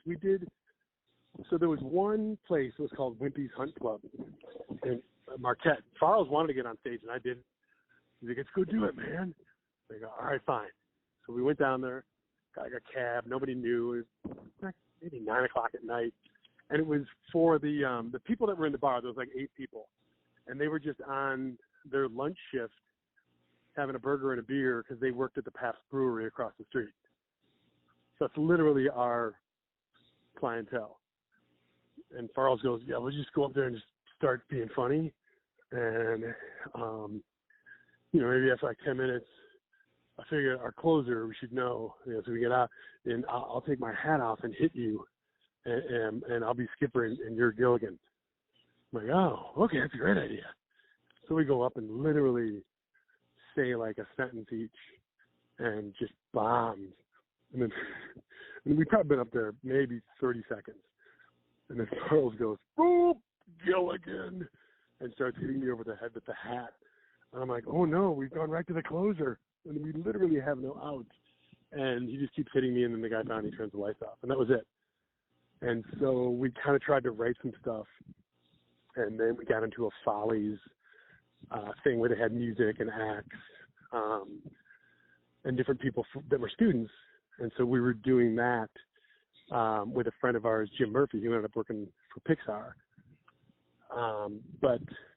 So Chris and I did this variety show, and the whole thing was going to be a dating game spoof, but the girl who was our girl left to be an actress in Chicago. So we didn't have a girl. So we came out anyways and literally improvised a bit where, like, he said, Jim, you're the host. Our buddy Seamus Ford had a overalls on. He goes, you're a farmer. And he flipped my collar up, and he goes, Finner, you're a cool guy. And Chris pulled out these prop glasses and said, I'll be a nerd.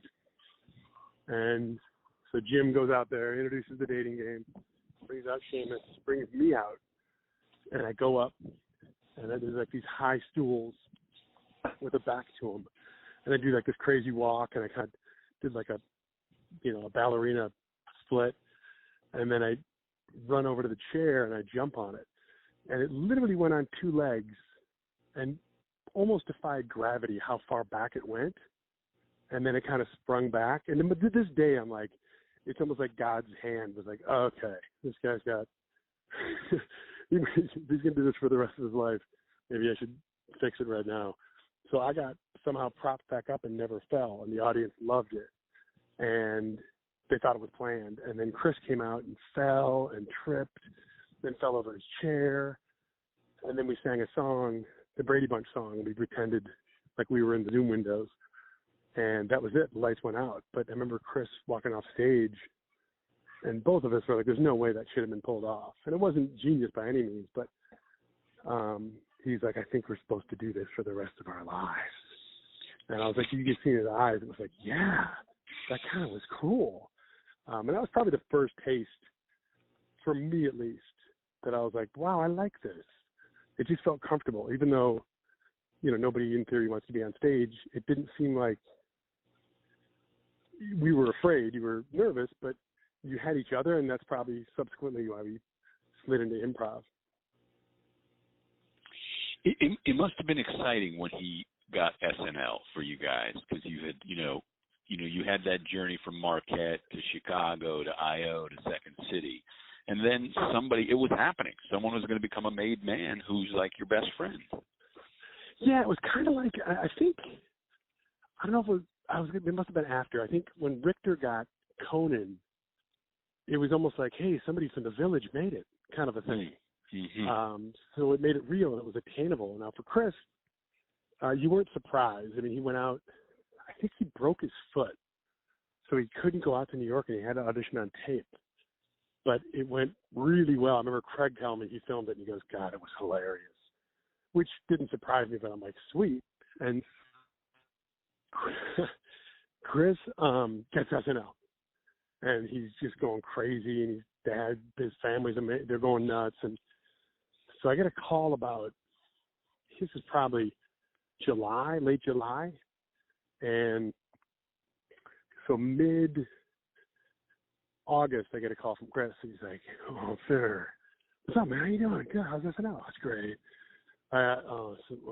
We got weird news. Not weird, just I don't know what to do. I'm like, what's up? Are you okay? He goes, yeah. But they announced the schedule for SNL. And their opening night was September 29th, 1990. And by the way, that's my only time I can do a Brian Stack. Oh yeah, remember Ali? That was a Thursday. It was raining a little bit. It was 92. Remember Tuesday? But I remember that because that was our wedding. So Chris was coming to our wedding, and this is Chris now talking to me. So it's you and Donna have to be there. So I think I'm gonna see if Lauren will like either maybe let me like leave early, or I can just go the way and then come be late to the show. Maybe. I'm like, Chris, no, it's your first show at SNL. But Chris went to Marquette with us, and we were thick as thieves, and he knew Donna so well. But I just thought it was such an endearing thing that it wasn't like, hey man, yes sir, I'm gonna miss it. It was like, hey, help me work through this. What I should tell Lauren. I'm like, no, don't tell Lauren you're going to your buddy's wedding in Springfield. Like if it was in New York, yeah, I'd see it at the reception kind of a thing. And the coolest thing about it was that we got married that Saturday, and there's the reception, and then the reception's kind of like going on still, but everyone's kind of like Keckner's kind of coming over, looking at his watch. We all realized it was almost 10:30, so SNL was going to be on. So Donna in her wedding dress and me in my tux, and most of the wedding went down to the bar at the Hilton and basically took it over just to watch CSNL with Chris, which was really cool. It was, I still remember that to this day. And just the idea that he's like ridiculously sorry for not making a wedding because of SNL opening night. So, but yeah, he got out there pretty quick. And then I remember, people talk about it. And Sandler wrote that song, which I thought was so great. So Don and I went out there to visit him the first year, probably the 6th or 7th show. And we went out to dinner, like at a pizza joint. And it was Spade and Rock and Adam and Charles and Donna and I. The wild thing to notice was how tight they were as a group. You and I were talking about, going to Vegas. These guys were all 4 people that were forced to be best friends because they were all going through the same thing together. So they became really close. And Chris liked that. They were brothers. But it was interesting or wild to see that, like if I said something and then Sandler said something and got a laugh, and then Spade or Rock, and then all of a sudden Chris would say something, and it's just like, it's like the guy playing cards just putting down 5 aces. You know what I mean? You're like, yeah, that was funny. like it was like noticeable that he was that, and he wasn't trying. It wasn't like he was, Michael Jordan playing with like the 8th graders. It was just he respected everybody, but it was just he was so just funny, and he was like a sponge too, where he just craved. He loved to laugh, but anything he could do to make people laugh and anything he could get his hands on to be better and to be funnier, he would do, which I always thought was kind of noble. And even when he died, I couldn't really wrap my head around it, because it was one of those things where why would you take somebody out of this world that literally makes people laugh every day? Like somebody who's having a bad day is just had that course changed because of something he did or said. But ultimately, you got to realize that, he was going through a lot. So perhaps that's why it happened or whatever. I don't really know. But I think the thing at the end of the day that I guess I'm so fortunate to be a part of his life from like the beginning. Obviously his brothers and his family were that, but just the next level before it became big. But the one takeaway I always, obviously Donna knew him pretty well, but the fact that, that Chris was never able to come over for a barbecue and meet my kids, or I could have met his kids. Even his brother, Kevin, we were somewhere in Chicago for something and our kids were there. And he's similarly just like, he's almost like a kid himself. And the kids for like 2 days were like, man, Ken's like the greatest, because there's no airs about him. Like Chris was, I think it's Joel who said he's he's like a golden retriever that can talk, or a lovable panda. He's hard to dislike, because he does. He's just a kid. That's the thing about New York that was, I think, the toughest. That, he's from a small. I mean, Madison's big, but it's not New York big, and that's where he got a little bit lost, because he's so trusting and so, I think, honest with people and believes everybody. That ultimately that could be, I think he fell into some traps, because I think he wasn't around the people that he had surrounded himself with for so long. So, I mean, when I hear like a story like that, to me, when I hear it, I'm like, he was at your wedding. He was just there in a different way. Oh, dude, totally. It's a great way to put it. Yeah, there's no. No, it's. I mean, we had some of the greatest laughs, and I mean, we got married, God, I was probably maybe 24, so we were younger. But it was. You're right. He totally, because that's a memory.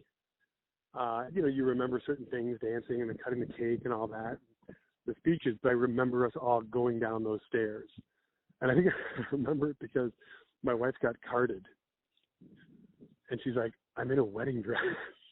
There's nowhere for an ID to go. We got to card everybody." She's like, "We just spent like a lot of money upstairs," and we're like, "We want to see this show," and it was about to start. And it's funny, one of my uncles came over, Uncle Jimmy, and he comes over and he goes, "Problem, yeah, they're carding Donna, so we gotta get somebody to her room." He goes, "All right, I'm gonna go talk to him." And Jimmy's this Irish guy from Boston, my uncle, and he goes talking to this guy, and the manager was kind of, pretty boisterous at the onset of it, and then like a minute and a half later, it was almost like he was gonna bow. And my uncle comes over and he goes, "Okay," he apologizes. "Donna's in, everybody's in. Anything else you want?" Yeah, nobody else gets carded. That's with the wedding party because you got to run back upstairs. "All right, I'll get that done. Hey, I was going to throw in everybody gets a free drink." "Yeah, we'll get that done too."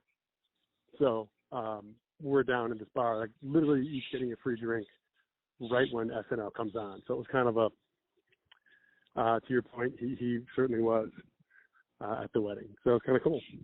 And then the other people at the wedding, Keckner's there. Who else is there at that wedding to watch Farley, on SNL?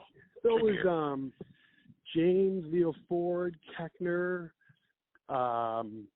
Pete Gardner. I'm trying to think. I was at Stax, but I don't think I knew him that well, and I didn't know Pete that well. Jimmy Carrane was there. Madison Long. I don't think Rachel. But yeah, it was that kind of group. It was. I'm sure I'm missing a couple, but Noah was one of them. So yeah, it was a solid group, and it was just, again, it was kind of like that. We're all playing Pop Warner, and somebody's going to the pros. So that's something to everybody to celebrate. Especially at that time, 1999, that cast. What was going on in Chicago at the time. The talent there, and then here it is. This person who is, there's no other way to put it, bigger than life. Yeah, totally.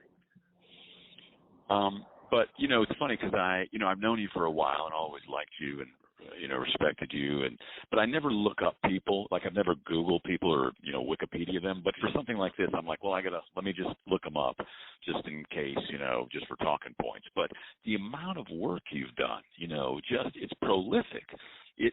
From the George Wendt show, and then just from gig to gig to gig, and we really haven't even talked about that, and how those things came about. Because when you look at it, it's just like there's a pedigree of from George Wendt, because Cheers was a big part of my life when I was younger, and I loved television. And then all the other things along the way, Carol Burnett, and Curb Your Enthusiasm and Seinfeld and Friends, and it must have been something to show up in Los Angeles, and have this thing with, and George Wendt at that time too. He's another guy who's just funny in his own way, a funny, good guy. Oh, yeah. Totally. And, and then when I, at one point later in life, became Facebook friends with him and he knew my name, it was just such a big deal to me because I remember being at the last act at the 100th episode of Cheers, and I treated myself to a beer and a steak and watched it by myself because I didn't know anybody in Chicago at the time. Right. And so those little things become like, wow, I know somebody who I used to watch. It must have been amazing to have that journey now. No, it is. It's a really, like I said, even, my brother lived in Newport for a while, and we're super close, and our kids kind of grew up together. And I remember one time it was probably 10 years ago, but we were out surfing with our kids, and we're just sitting cowboy on a wave on our board waiting for a wave, and I was like, man, in a million years I never thought I'd be like living in California on a surfboard. Like it just seemed so foreign to me. But the cool thing about the George Wendt show was George, and you hit the nail on the head, he's ridiculously talented, but he's so nice. And so when we met, I knew he was Second City. And the whole thing happened because his wife, who's awesome, Bernadette Burkett. I don't know if you know Bernadette, but so she ended up coming back. This is when we talk about how weird things are. So I was working on a keg truck for Old Style, and then I got moved up to sales. So I'm selling Old Style on the north side of Chicago, and at night I'm doing shows and comedy. Then I ended up getting Northwest, and Michael Gelman directed us. And then the next one we do at Northwest, Bernadette Burkett directs us. So she flies back from L.A. to direct us. And she got me and Keckner and Dwyer, and it was a super fun show. She's an amazing, hilarious director in person. But she's the one who she was talking to George, and they had a thing called the George Wendt Show, and they cast Dan Castellaneta, Second City guy, to play his brother Dan. And Dan's amazing. Obviously, he's done well with The Simpsons, but it didn't go. And so they said, we want to redo it and just recast your brother. So then they can't find anybody to play the brother. And Bernadette's like, hey, there's a guy out here with kind of curly hair who's from Chicago who pretty much looks like he could be your brother, who's maybe somebody we could throw in the mix. And so George and Peter Tolan came out to Northwest, and they got hooked up with Joyce, and they went and scouted me, unbeknownst to me. And then at halftime or intermission, Joyce came in and said, I want to add these two scenes, which would, remember how you were on the road sometimes, and let's say it was like, we went to Chapel Hill and Ali's folks were there, so you kind of set Ali up for the best show he could have. Mm-hmm. Like you could make somebody kind of a star by giving them 3 or 4 really good meaty parts.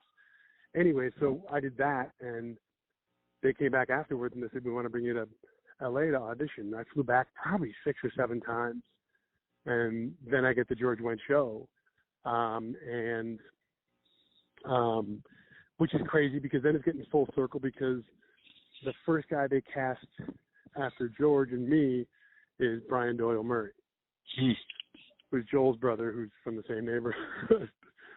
So, which is just crazy. So you got 3 people in the cast are from Second City, and George is from the south side, I'm the north side. His mom was in church every day, same with mine. He worked on a Pepsi truck, I worked on a 7-Up truck. We both caddied, both one of 6 kids. So at the end of the day, the show didn't make it, but George is one of my best friends with Bern, so much so that they're godparents to our youngest child, which is kind of cool. And then the other thing that's kind of cool about that show is the first director was Robbie Benson. And Robbie's a dear friend. But if I didn't have him and George, I probably would have been swallowed up and they would have sent me back. Because I, again, had no training. I didn't know what, a DP was. I didn't know what anything was. But they really took care of me, and it turned out pretty good. So from there, I ended up getting Murphy Brown, so we decided to drive out and move to L.A. and had our daughter Caitlin. And, I just kind of picked up different things. And it's funny that when the kids were at a certain age, me and Dave Keckner were talking about this, then you start doing like Sweet Life of Zach and Cody and Hannah Montana, just because the kids want to come to the set. So it's literally like being a quarterback for the Bears. But then I was able to do some Disney movies, which is super fun. One of them we did, and it's like, remember Air Bud? Mm-hmm. Oh, so Air Bud had puppies, so they have all these movies for kids called buddy movies. So it's like, the buddies, they call them space buddies or spooky buddies. So I did 3 of those, but one of the cool things was we're sitting there with 7 of these amazing golden retriever puppies, and I was talking to the trainer, and she's like, if you want one, you can have one. This one really seems to like you. And I was like, what? She goes, yeah, you're second on the call sheet, so you can the first 7 people that want the dogs get them. And I was like, oh, sweet. So I came home with 3 snow globes from Vancouver and a live animal, which was like the most Hollywood thing ever. But yeah, it's been crazy. I've been lucky to, Seinfeld was huge and Friends was huge. And get to work with Kathy Bates in Chicago, which was crazy. And then Meryl Streep and Steve Martin in New York, which was nuts. But again, it's one of those things where kind of like improv. One thing, and you probably get the same thing when people are like, oh, who's a jerk in Hollywood? You could say the same thing about improv. Who's a jerk at the improv? I don't know. I haven't really come across somebody. Somebody might be upset about a scene or they didn't do well, but I think maybe just, people like you and I just kind of put ourselves in orbits of things that are similar to what we know, I guess. Even Seinfeld was, like, I was kind of like, I'll just do my job and just sit in the corner. And they'd be like, Pat, what are you doing in the corner? Come on over here. We're going to have lunch. Like, they were just so nice. So yeah, it's been pretty cool. It's certainly, I think my thing when I graduated Marquette, I was going to be a fireman or a stuntman or an actor. And then I thought firemen just went into fires, but they have to do a lot more. And I was like, oh, I don't know if I could do that. So then I went into stuntman school. So when I was doing classes at Second City, I was also taking stunt classes downtown. So I'm a licensed stuntman. But then I broke my ankle in a stunt, and I was like, maybe I want to switch gears to comedy. So I went over to comedy, and that's kind of where I stayed. And I've been able to do, some serious stuff with like House and certain shows. I just did a movie in Oklahoma, which was kind of cool. Actually, Neil's going to be in it too, which is kind of funny. And then it's surreal because I get off the plane, to Oklahoma, and I run into a buddy of mine, Joe Nunez. He's at the bar, and I'm going to get my bag. And he goes, Spinner, what's up? Are you shooting so-and-so? And I go, no, I'm shooting so-and-so. And he goes, oh, yeah, Neil's in that. I go, you here for so-and-so? And he goes, no, I'm in the one with Keckner. I'm like, oh, my God, there's 3 movies being shot in Oklahoma, and we know 3 people from the I.O. So it's kind of a small world. But it is kind of neat that we'll have barbecues when all this craziness gets over, and it's like the one thing you miss is you don't have the grandparents, you don't have the families, you don't have the cousins, but we call them fuzzins out here, where they're fake cousins. So like, all the Holney kids and the Keckner kids, and people come over to our house, and it's Coleman and Neil Flynn and Carell will come by, and James Grace, and it's just a nice Joel. It's kind of a nice. Like, the one thing you miss is family and friends back in Chicago, but to have it the way we have it out here, it's pretty, I guess if you had to be here, it's a pretty nice thing to have, which is kind of cool. So we've been kind of lucky with everything. Go ahead. I'm supposed to talk to Keckner this week. We're supposed to talk Monday, and so I watched a little of his stuff because we were going to talk. And one of the things he was in an interview saying, someone talked to him about, this show, it got canceled or whatever. He's like, that's all right. I'll always get work, So it was just this funny thing to hear, and this confidence. But you also seem like, to me, like have that, whether it's quiet confidence or just a knowledge that you're always going to work. Is that something you feel, or you know it, that I'm always going to get work? I don't know. That's a good question. I mean, I've never really thought of it like in those terms. I mean, Dave certainly has such a great niche, and he's so confident, so accomplished. that he's at that level where they can say, just plug Dave in here, whereas sometimes that happens, and sometimes, most of the times, it's, come in for the audition kind of a thing. But, yeah, I mean, like, my thing was I never wanted to be 50 and say I wish I would have tried it.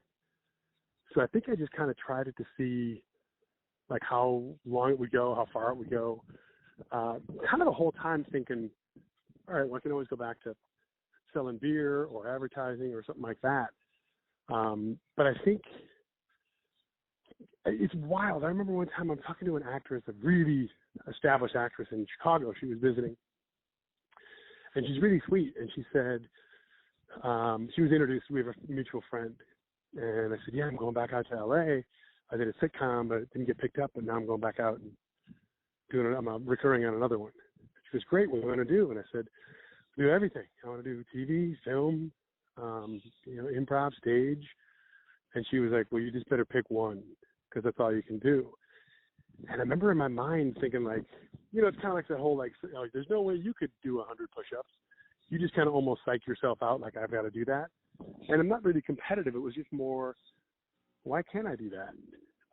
So, yeah, there's been years I've been able to do, 3 or 4 movies, and then there's years where I'm solely doing TV shows or a couple TV shows and a couple commercials. So, yeah, it's always kind of different. I think, Don has always been so supportive, that's huge. And I think the people around me, and I think the pedigree that we all came from, people like you and me, that, you could say maybe there's a lawyer that came from Harvard or Duke or Stanford. Maybe that means that I don't want to say it legitimizes them, but you think they're top shelf. And maybe cutting our chops the way you and I did, at the IO in Second City, maybe that. I've had people even say it. People from Chicago, people from Second City. You can tell, and people want them because they know their lines, they work hard, they come up with stuff, and they come from a place that, the motto is to make the other person look good. So, I mean, even doing Seinfeld, one of my favorite little stories with Seinfeld is the director who I had met years earlier during a run-through said, hey, make Jerry laugh. So I just did this bit where I kind of pointed my fingers like a flight attendant, and he laughed. And we're about to do the show, and he said, we're doing a run-through, and I didn't do it. And he said, wait, where's the fingers? I said, I was just doing it to make Jerry laugh. And he goes, well, why not make everyone laugh? I was like, oh, really? Okay. So I did it. And right before our scene was a scene with Julia Louis-Dreyfus. And Julia comes over and says, hey, show me that thing you're doing with your hands, because I want to set you up. And she did. And looking back on it, you're like, oh, that's right. Julia is from Second City. You know what I mean? She didn't get pretty mad out of that thing, but that's the kind of thing somebody would do. So I think, that kind of coming from that world, I think it helps. I'm not saying you can't go to Crowley's, you can't come from any world and not, and have success, but it just seems like, people from Second City and IO support each other so well and work so well together that's a pretty good commodity, I think, in acting, whether it's TV, film, or on stage. It's interesting you say that, the thing about, the showing up, knowing your lines, because, you took classes at IO and Second City, but you didn't really take any acting classes, but somehow along the way, right, you learned these things, right? Am I right about that, the acting classes part? Yeah. Farrell and I took one acting class. It was acting for non-acting majors at Marquette. And it was kind of nothing. And then in Chicago, it was just the IO and Second City. And I took one, gosh, did you ever, I'm trying to think of his name. I took one class, and it was called Cold Reading 2. And I think Peter Forrester was his name. Mm-hmm. Maybe. He's an English director. But he had his acting class. And I'd never been in an acting class. And it was literally just straight out of any 80s movie. It was the gorgeous girl and the heavyset guy and the nerdy girl and the dorky guy. There's all these different things. And I remember he had kind of an achy breaky mullet thing going. And he started the class and he turned around his chair so he could sit on it backwards, kind of like a Fonzie thing. And I was like, oh, this is going to be interesting. And I remember him saying, this is not going to be an easy class. Literally he was like, I'm going to rip you to shreds. You're going to do a monologue. I'm going to rip you to shreds. If you can't take it, then walk away. I mean, leave. I don't need it because you're not going to make it anyway, so you can't handle it. And I was like, this is just bizarre. And I kind of, every part about me was like, this is not where I belong. And I remember the first scene we did it was like an Ibsen monologue. And everyone had a monologue for the first one. So I kind of learned it and went up there and did it. And we're done, and he goes, every part of my body wants to rip that performance apart. And it was Ibsen would throw a rock at you for what? But I can't. It's weird. Basically, he was saying that my performance was almost comedic. Like he goes, it wasn't wrong, nor was it bad. It was entertaining and comedic. And he's like, I don't think you belong in this class. Like he was like, again, it was like a compliment kind of in a way, I guess. But he was just like, but if you stay, I can try to help you. Because I've never seen somebody who looks at a monologue like that.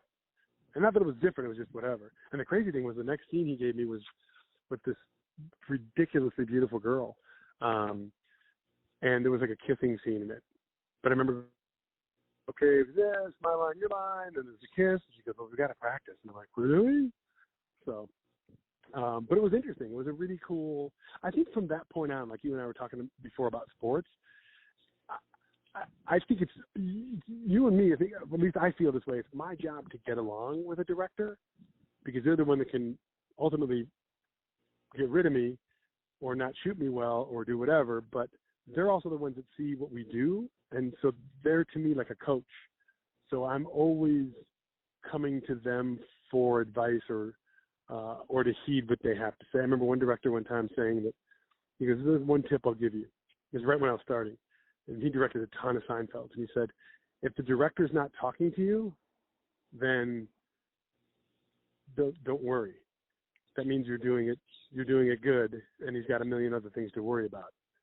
And I was like, oh, that's such great advice. He goes, well, it also means two things. One, it means you're doing it right. It could also mean you're doing it bad or you're getting fired, so he's not going to talk to you then either. I was like, oh, all right, well, hopefully it's the first one. But it was really kind of a cool piece of advice. They've got so much to worry about, costumes, lighting, sound, the other actors that, you know, and I've seen actors run up and go, oh, was that good? You think that was too good? Or was it good enough? And he's like, no, if it's not good, I'll tell you. So, which is always kind of cool. So, I mean, it sounds like you found your own kind of like, technique, and I mean, off of what you just said, it's like, you show up, you're on time, you know your lines, you hit your mark. And because, ultimately you got to memorize stuff and then do it. So. Yeah, but I think talking about, again, I just grew up in a really, way early when we were talking about how, nice people or whatever. And somebody once said, most comedians are tormented or troubled. And I think it's the opposite. I mean, I come from a big family with lots of cousins, and that kind of shaped my form of comedy. But I have two amazing parents and loving parents and 6 brothers and sisters that, get along great.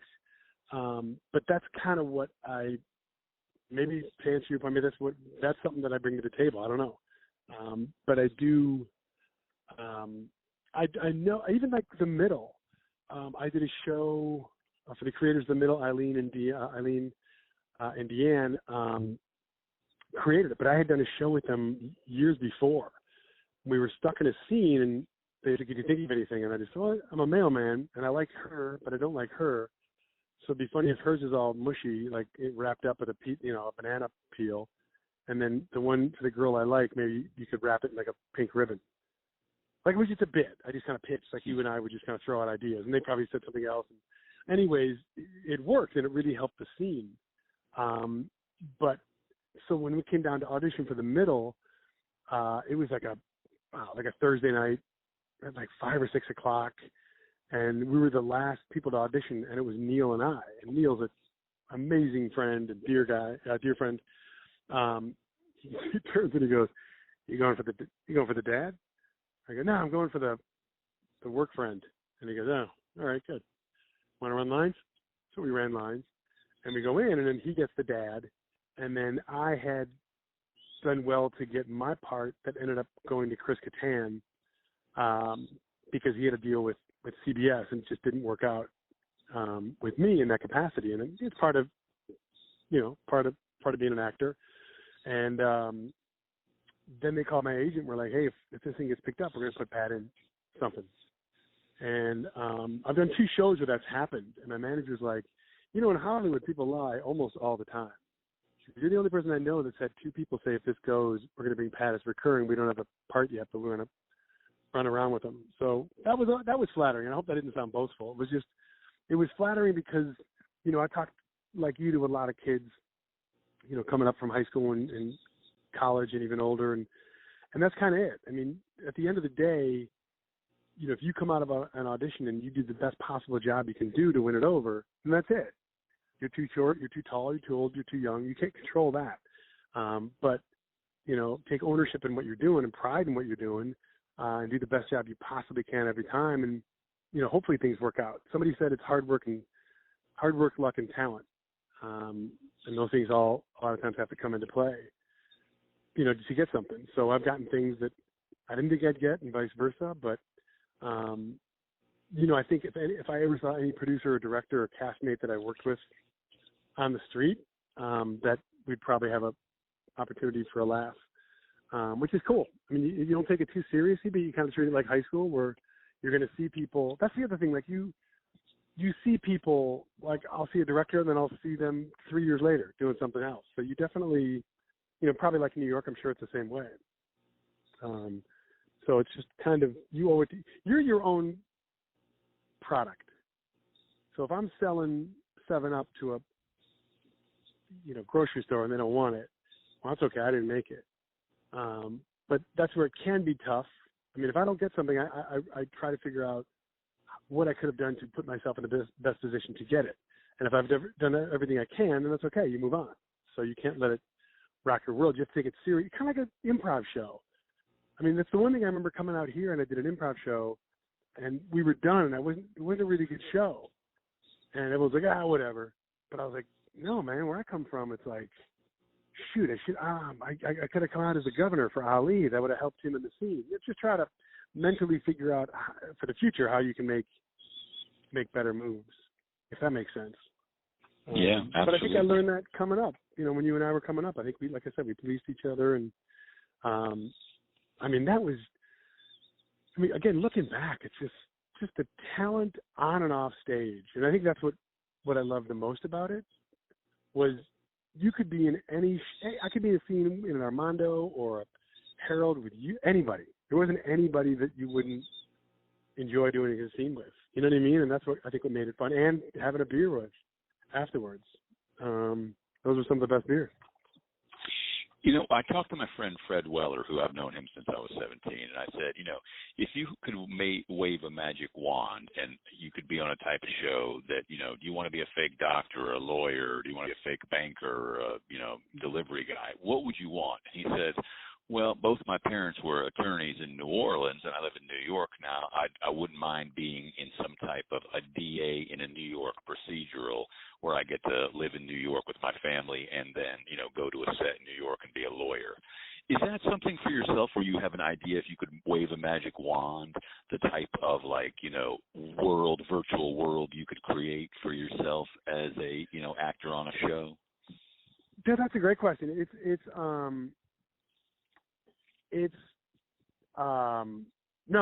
a great, if I could, if there's anything,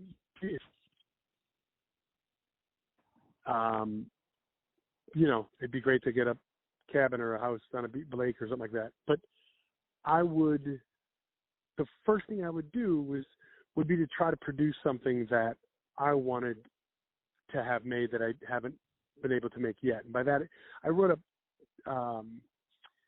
pilot years ago, and it was basically about a football player for the Bears. He was a punter, and he was an average punter at best. But in a NFC Championship game, he hit a punt that was 99 yards. Like it just rolled and rolled and rolled. So it's a record. And he's just been like a celebrity in Chicago ever since. And he's a sportscaster. So he's kind of like this smarmy, fun-loving guy who's single, running around. And then he, a 10-year-old daughter he didn't know he had from a one-night stand. And it's basically, you know, his sister is like Bonnie Hunt, and his best friend is Tim Meadows, and his world, which is now changed, and how it's handled from here on out. But it'd be something like that. Like if I could wave a magic wand, I think it would be to be able to do a good. You know what? The reason I say that, I think, is because the amount of people that have come up to me, and even me included, the middle was cool because it was a show you could watch. We watched it with all three of our kids for 5 or 6 years. So it was like, nothing's on. Hey, let's all watch the middle. And we'd all sit and watch it. And I just thought that was such a cool, like I would watch Columbo, you know, Bears games with my dad. And I think it's cool that if you could have a product that was entertaining, funny, but a family thing, I just think that's going to live forever in my mind. But it'd be something like that. I think that would be probably what I would want if I had a magic wand. I think I would do something like that. I had another idea and I can't remember what it was. Do you have 2 magic wands? Sure, as many as you want. I mean, you know. By the way, as many. That's my favorite thing, like hanging or talking with improvisers. Like, you know what I mean? Most people would be like, nope, just one magic wand. It's like, no, Ali has to say yes. He's an improviser. Yeah, of course. You got as many magic wands as you want. Everything you want, you have on stage with you. First of all, take the magic wand and make it into 10 more magic wands. That's right. So, very cool, man. But that's a great cast right there. I mean, you, Tim Meadows, Bonnie Hunt, you know. Yeah, I was able to do a pilot with Tim Meadows. I did a couple pilots with Tim Meadows, and he's so funny and under the radar. And I've gotten to know Bonnie really well recently, just because there was some Second City thing, and we hung out. We knew each other, but not really well. And then when the Ricketts come here, all the Chicago people go to a couple of skyboxes to watch the Cubs-Dodger game. So it's like Bob Newhart and Vince Vaughn and Joel and George and Hags and Bonnie, and so it's this incredible group. But so I've kind of got to know Bonnie really well. So I was like, gosh, I'd really love to work with her. I just think she's so nice and funny. But just a talent on and off, which would be kind of cool. But yeah, and Tim is great as well. That's the thing too, is that even when I did a kid show 5 or 6 years ago, after the first week, I sat down with the casting department. I said, hey, I don't know how this works, but can I give you a list of like 15 people? I'm not saying give them the job. I just want them to have an at-bat. That's it. If they get it, great. If they don't, and they can come back again for something else, that'd be great. And it's funny because every week they'd say, hey, we brought in 3 more of your people from the list. And I'm like, she goes, but they weren't right for the part. And then one week she said, I have to tell you that every single person on your list we didn't know, and they were all fantastic. I'm like, well, when Chicago people kind of like vouch for somebody, it means something. And it's just, that's the kind of thing. So if I had a show like that, I think it'd be so cool to be like, you know, oh great, who's my best friend at the office? Oh, Ali, bring him in for this. You know, just to kind of, we have such a talent pool that's, you know, Adsit and Dorf and all these people, that it'd be fun to just play with people. Because there was a friend of mine doing a film, and he basically retired. And he goes, I want to do a film. And he goes, I'm surrounding it with people I want to play with and be with. And I was like, that's such a great concept, because you're not going to have headaches, and you're not going to, you know what I mean? There's like no infighting, there's no hassles, there's no stuck in the trailer. It's just people you want to play with. So that would be part of the magic wand too, I guess. Yeah, I mean, I got to tell you, you know the film, the movie, It's a Wonderful Life? Yeah, I love it. I love that film. But to me, you strike me as someone who has a wonderful life, but also knows he has a wonderful life. You know, a lot of people have a wonderful life, but they don't know they do until a wonderful life situation happens. Makes sense? Right. That's total sense. I think that, I mean, it's flattering. It's, to that point, my wife, for my 50th, surprised we went up to Oxnard, which is kind of like a beach town an hour away. And she organized it where cousins came in and all my brothers and sisters and obviously our kids, and then people, the Kechters and every family came up, and George and Bernadette, and we had this giant party. And it was ridiculously amount of people. And everybody just had such an amazing time. And then at like 8 or 9 o'clock, they said, come on in, we're going to put a video up. And they sat me down in the chair right in the middle. And my daughters and son and wife had put together a video of just all the pictures and stuff and movies. And as soon as it came on, I turned, I think, to my wife, Donna, and was like, I swear to God, if there's music, I'm just going to lose it. And, the first clip came up, and it was like, hope you had the time of your... I'm like, oh, no. And I'm just that Irish, emotional. And it was over after 20 minutes, and it was amazing. And they were like, speech, and I was trying to give a speech. And I was so overwhelmed with the love and the memories and seeing everything. It was just It's a Wonderful Lifey. And I remember they finally brought the cake over because the speech just couldn't come out. And then as I cut it, I said, I have to say one thing. And it was that if I didn't know me and I saw that video, I would want to be the guy in that video. And that's all it is. It's just kind of to your point. It's just, yeah. I mean, like I said, I've been lucky with, Donna's seen me do shows in front of 6 people and seen me do shows in front of 1,500 people. And the kids are supportive, and she always wanted to raise kids. And so I think one neat thing about this gig is that I might be gone for 3 weeks doing a movie, but then I'm home for 2 months to coach and be here. So we've been lucky in that sense that we got 3 really great kids, and I'm sure your girls are fantastic. And I think the thing I like too, I don't know if you do this, like even just when you go to, like we'll go to a restaurant and, we'll take the napkin holder and that becomes, an old timey phone, or it becomes, an old fashioned lighter, or it becomes the whatever. Like we'll play object freeze with stuff. But I think one of the neatest things, and again, I'm sure you have this with your girls, like this weekend we went camping, but I turned it down. I'm like, I just love it. Have a great sense of humor. Because there's going to be tough times, and we're in the heart of a huge tough time right now. But if you can come away with, a sense of humor and find something funny in something, or entertaining or laughable, then that's a win, I think. Which is cool. So yeah, I have been lucky. I've been really lucky. It's and hopefully it continues. And but yeah, magic wand for sure. To do a show like that, that's a feel good show, that's funny, with bringing in the light. Great, just all the people we used to play with. Kind of cool.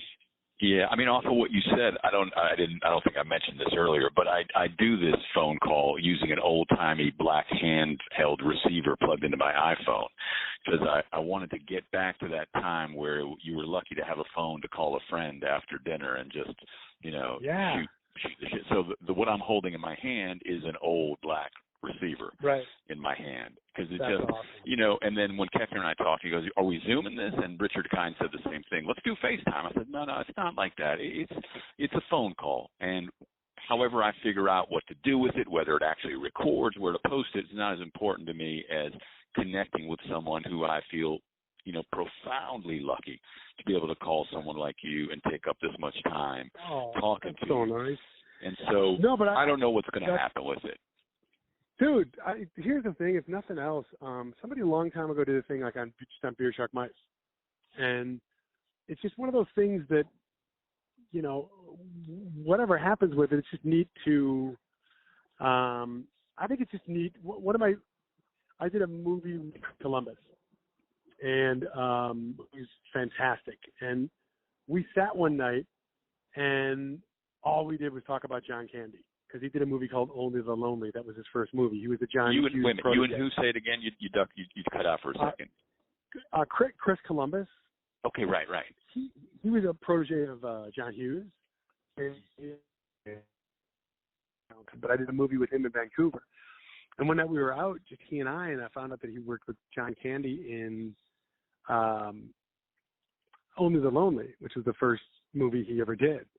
But it was kind of cool because kind of back to what you're doing with this is it's just a little bit of a you're kind of showing some light on a world that, you know, even in the class I teach, they're like, what was it like at the IO in the beginning or when you were there? Because there aren't a lot of outlets for that. So that I think the way you're doing it's fantastic. And I love the old, God, remember we like, everybody in the house said there was one phone that had a cord that was like 30 feet long.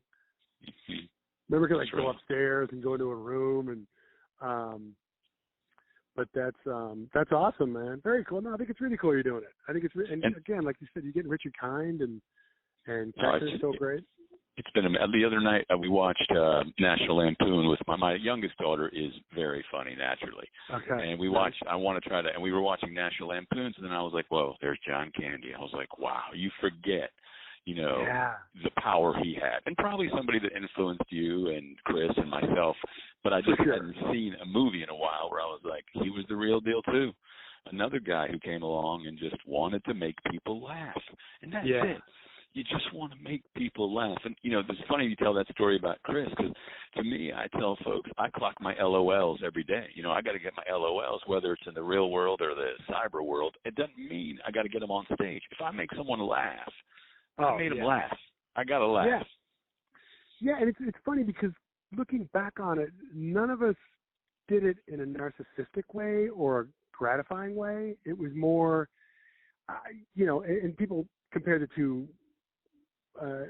all the time, but, you know, improv is jazz.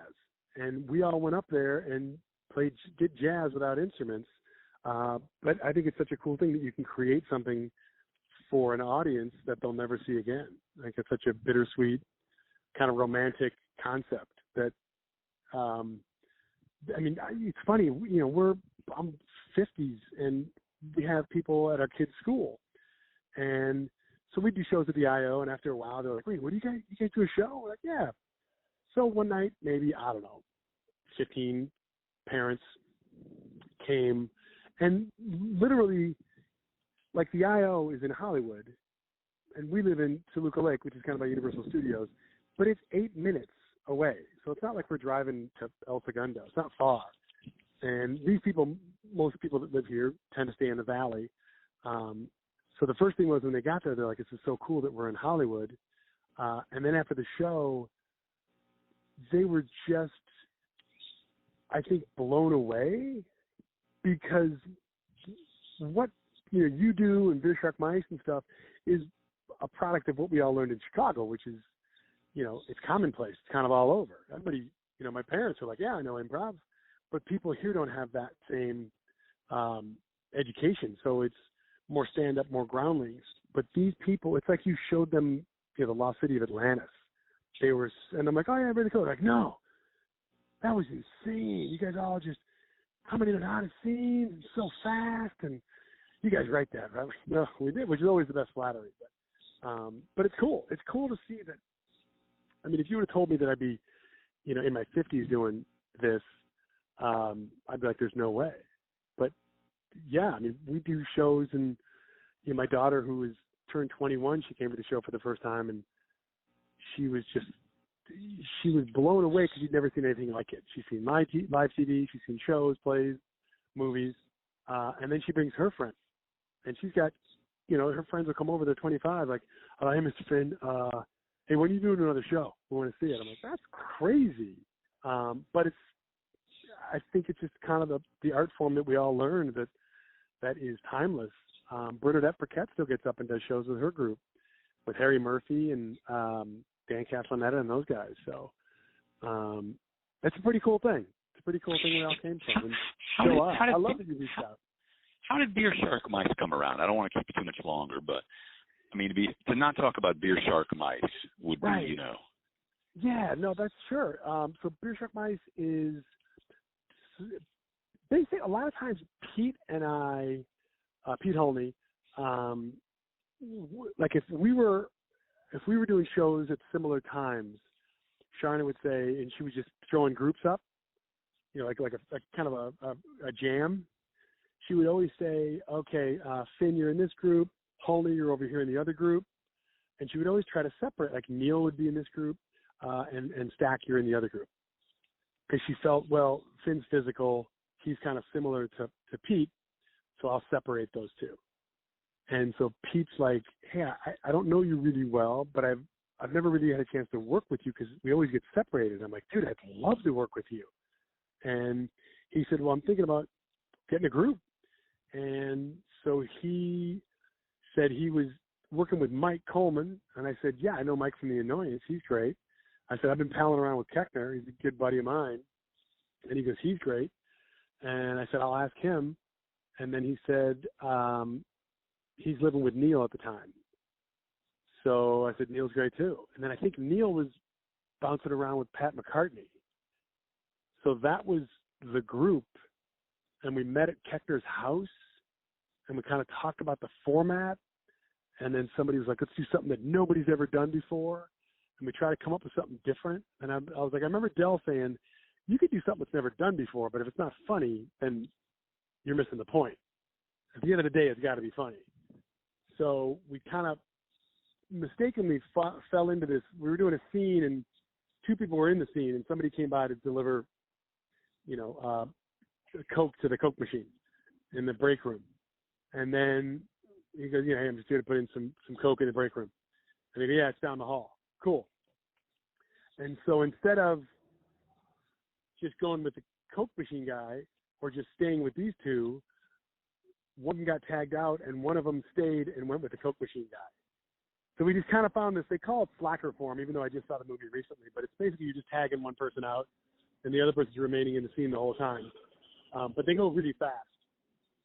So that was their, sorry, there's a garbage truck coming by. That was kind of what we found. We just kind of found we didn't really know before or had never thought about before, and it just became really fast. And then we put it up, and everybody, Pete basically did it to be able to have 5 or 6 guys he wanted to hang out and have a beer with. Because we were all starting to have kids, and he's like, it gets us out of the house. It's like bowling, but we get to do comedy. And there's a mastermind behind it. But it's kind of like a basketball team in that you could say these 5 people are going to be the best possible 5 people. And it might not be because they might not click. And you and I have been in groups on paper. It might be incredible, but at the end of the day, it doesn't jive. So we got lucky in that everybody kind of had a little bit of a different something to bring to the table. And it just seemed to flow. And much like a great improv team, there isn't anybody you wouldn't kill to be on stage with at any time. So that's kind of how it came about. The name came about because somebody said we got to get a name, and somebody said free beer, and Pete's like, we can't put that up because then like you can't advertise free beer in the paper. And somebody said beer ticket, and then Neil goes, yeah, there's not a stupid name like crew neck sweater. So from here on out, with no exceptions, we are to be called Beer, Shark, and Mice. And everyone kind of went, all right, cool. That's literally it. And the one thing about it that I'm, like, it's the one group that's been the longest, that had the longest, there was a part of me that wanted to call it the whale, because in olden times, you'd use every part of the whale. So anything that was said in the beginning should ultimately be used throughout the show. Yeah, it's funny. That's the one thing, especially young people, they're like, so groups should have 3 names. I'm like, dude, there's no rules. There's no rules at all. It's the dumbest name, but it's just funny when there'll be people that'll be like, oh yeah, you're one of the Shark Micers. I'm like, really? Now we're like slang? But it's ridiculous, the talent in the group and the people that are in it. And kind of goes back to what we were talking about earlier, on and off stage. These are guys that, we'll go do a comedy festival for hardly any money, but just because it's fun to hang out with this group and all their wives and kids now as well. So it's funny. Anytime you have a barbecue, it's always, Dave and I always say, who's going to the barbecue? Okay, well, Beer, Shark, Mice. Like, so right there, that's the first 5 on the list. And then you go from there. So, but yeah, it's been pretty, it's pretty, special to be up with those guys because they're just that good. And I don't know why it works. I don't know Like it's a fast. I love it because you don't have time to think. You just kind of go. And the only thing also is that I've had trouble because there's times I'm laughing on the side and I'm missing lines because I'm laughing so hard. So you got to try to stay into it. But no, man, it's a really cool group that I've been fortunate. And like I said, kind of we went back with the thing with Farrell's that Farrell's never got to meet my kids. It's pretty cool that my kids have known all these guys for so long, and now to see them on stage, you know, that have held. You know, Cassie was 6 months old. You know, Keckner and Brian Stack gave her a bassinet. Like, you know what I mean? Now to be able to be like, yeah, now I'm watching my friend's parents on stage. And then it's funny because my daughter will be like, yeah, I've told it to a couple people. They're like, you go see your dad on stage? You're like, well, people see the Stones. So it's just kind of funny. Young kid. But she's like, come and see it, see what you think. So it's kind of fun. But this was cool, man. Thank you, man. I thank you for giving me the most valuable thing, which is your time. And I can't tell you, I just feel so honored and privileged to be able to talk to you and count you as a friend. And, you know, like I said, this thing has just been one of those things born out of the pandemic where I just talk to people and they go, well, you should talk to this person. You should talk to this person. I'm just kind of going through, and anybody who returns my texts, you know, finding a time to talk. So thank you, dude. Man. I think it's fantastic. No, it's funny. It's you know, the one thing I didn't, you know, like even like Glazier was kind of a little bit behind me. You know, there's a couple people that were, and I just kind of knew Pete maybe because we had auditions a lot. And I'd see you as well, but it's almost like that fraternity, but the group that we're all from, that it's just there's an unspoken bond that I think we all have, and that's in a good way. So yeah, I mean, I've even done stuff where people have reached out and like, hey man, there's a charity, blah blah blah. Will you guys do that? Yep, done. You know, because I know Ali, he's awesome. So, and then hopefully, you know, are you based in New York or in Carolina? Yeah, I'm based in New York. We live in New York City, but, you know, I go back and forth to Chapel Hill. But like I said, before the pandemic, I was at a certain age where it's like, well, maybe I can just help opening up spaces. And then after I.O. left L.A., I was like, well, maybe I can go and try to open up a space or a place there. But now with this pandemic, I don't know what the future holds. I don't either. I do have to say it was a bit of a gut punch because it was our clubhouse that kind of got taken away. And I don't know all the ins and outs financially and all that kind of stuff. It seemed like they were doing okay, but, you know, Charna's ultimately the one making the calls, so I can't blame her at all by any means. I mean, it's a bummer because we don't get to play there anymore, but the amount of, you know, I would send any kid in high school, any kid in college, it's like, where do I go? I'm like, dude, go to I.O. They're great. Go to UCB. So I do think, you know, every high school, every college has improv. I mean, there's improv being taught in colleges, and I'm even teaching that class at Boulder. And I think it's becoming you know, you and I did it, and it was kind of like we were the pirates of the theater world. But now I think it's more mainstream. And there's people I've had people just, well, you talk to my kid about some ideas of improv games. Like, yeah, I just think it's more above table. And I think if you did something out here, it would go great. And yeah, anything I can do to support. If I'm in New York, I'd love to play, or sometimes I was supposed to have a bunch of gigs down in the South with you know, weird. We kind of created a company that brings improv to businesses. So we have like 3 or 4 gigs down in Atlanta in April and May. So, but if I'm back down there, I'll hit you up if I'm near Chapel Hill. I'd love to hit you up and we'll get a beer or something. Please, absolutely, man. I'm going to text you a few pictures from things you've mentioned that you may get a kick out of. That'd be great, man. I appreciate it. Ali, this was ridiculously awesome to catch up with you, man. You're one of my favorites as well. So, what a cool opportunity that this crazy thing has afforded us and things like this. So that's cool. Thank you, man. Best to anybody who still remembers me. Take care. We all do. You too, Ali. All right, buddy. Bye.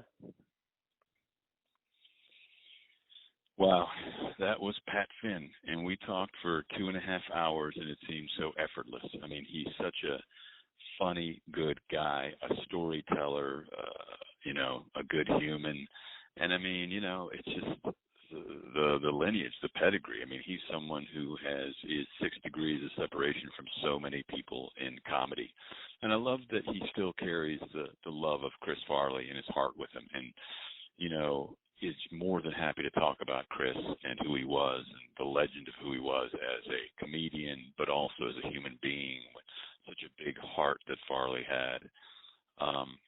And that's, magnanimous because, Finn is funny and big and, bigger than life in his own right. And, somebody might be not wanting to talk about someone like that. What about me? But he always finds a way to shine the light on others.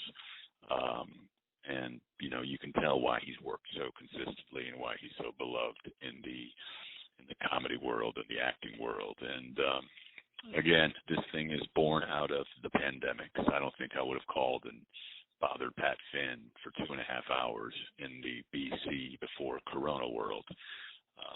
But on a, Tuesday afternoon, May 19th, 2020, 10:45 his time we probably talked till after 12 LA time.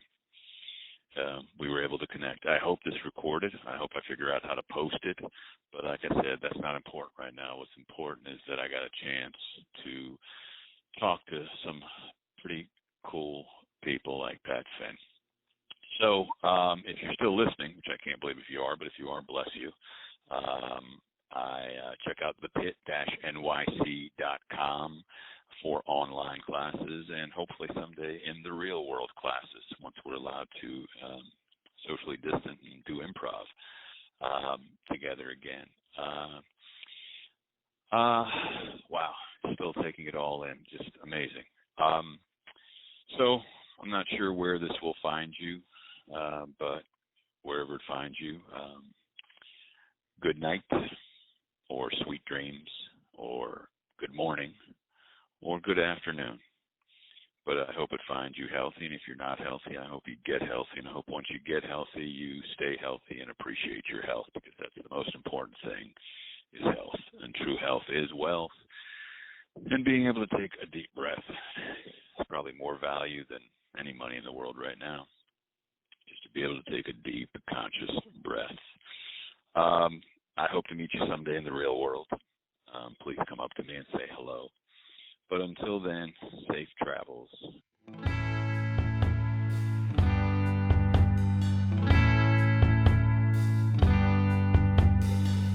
Thanks for listening to Global Comedy Studios. Is this a bad time to talk? Stay tuned for more.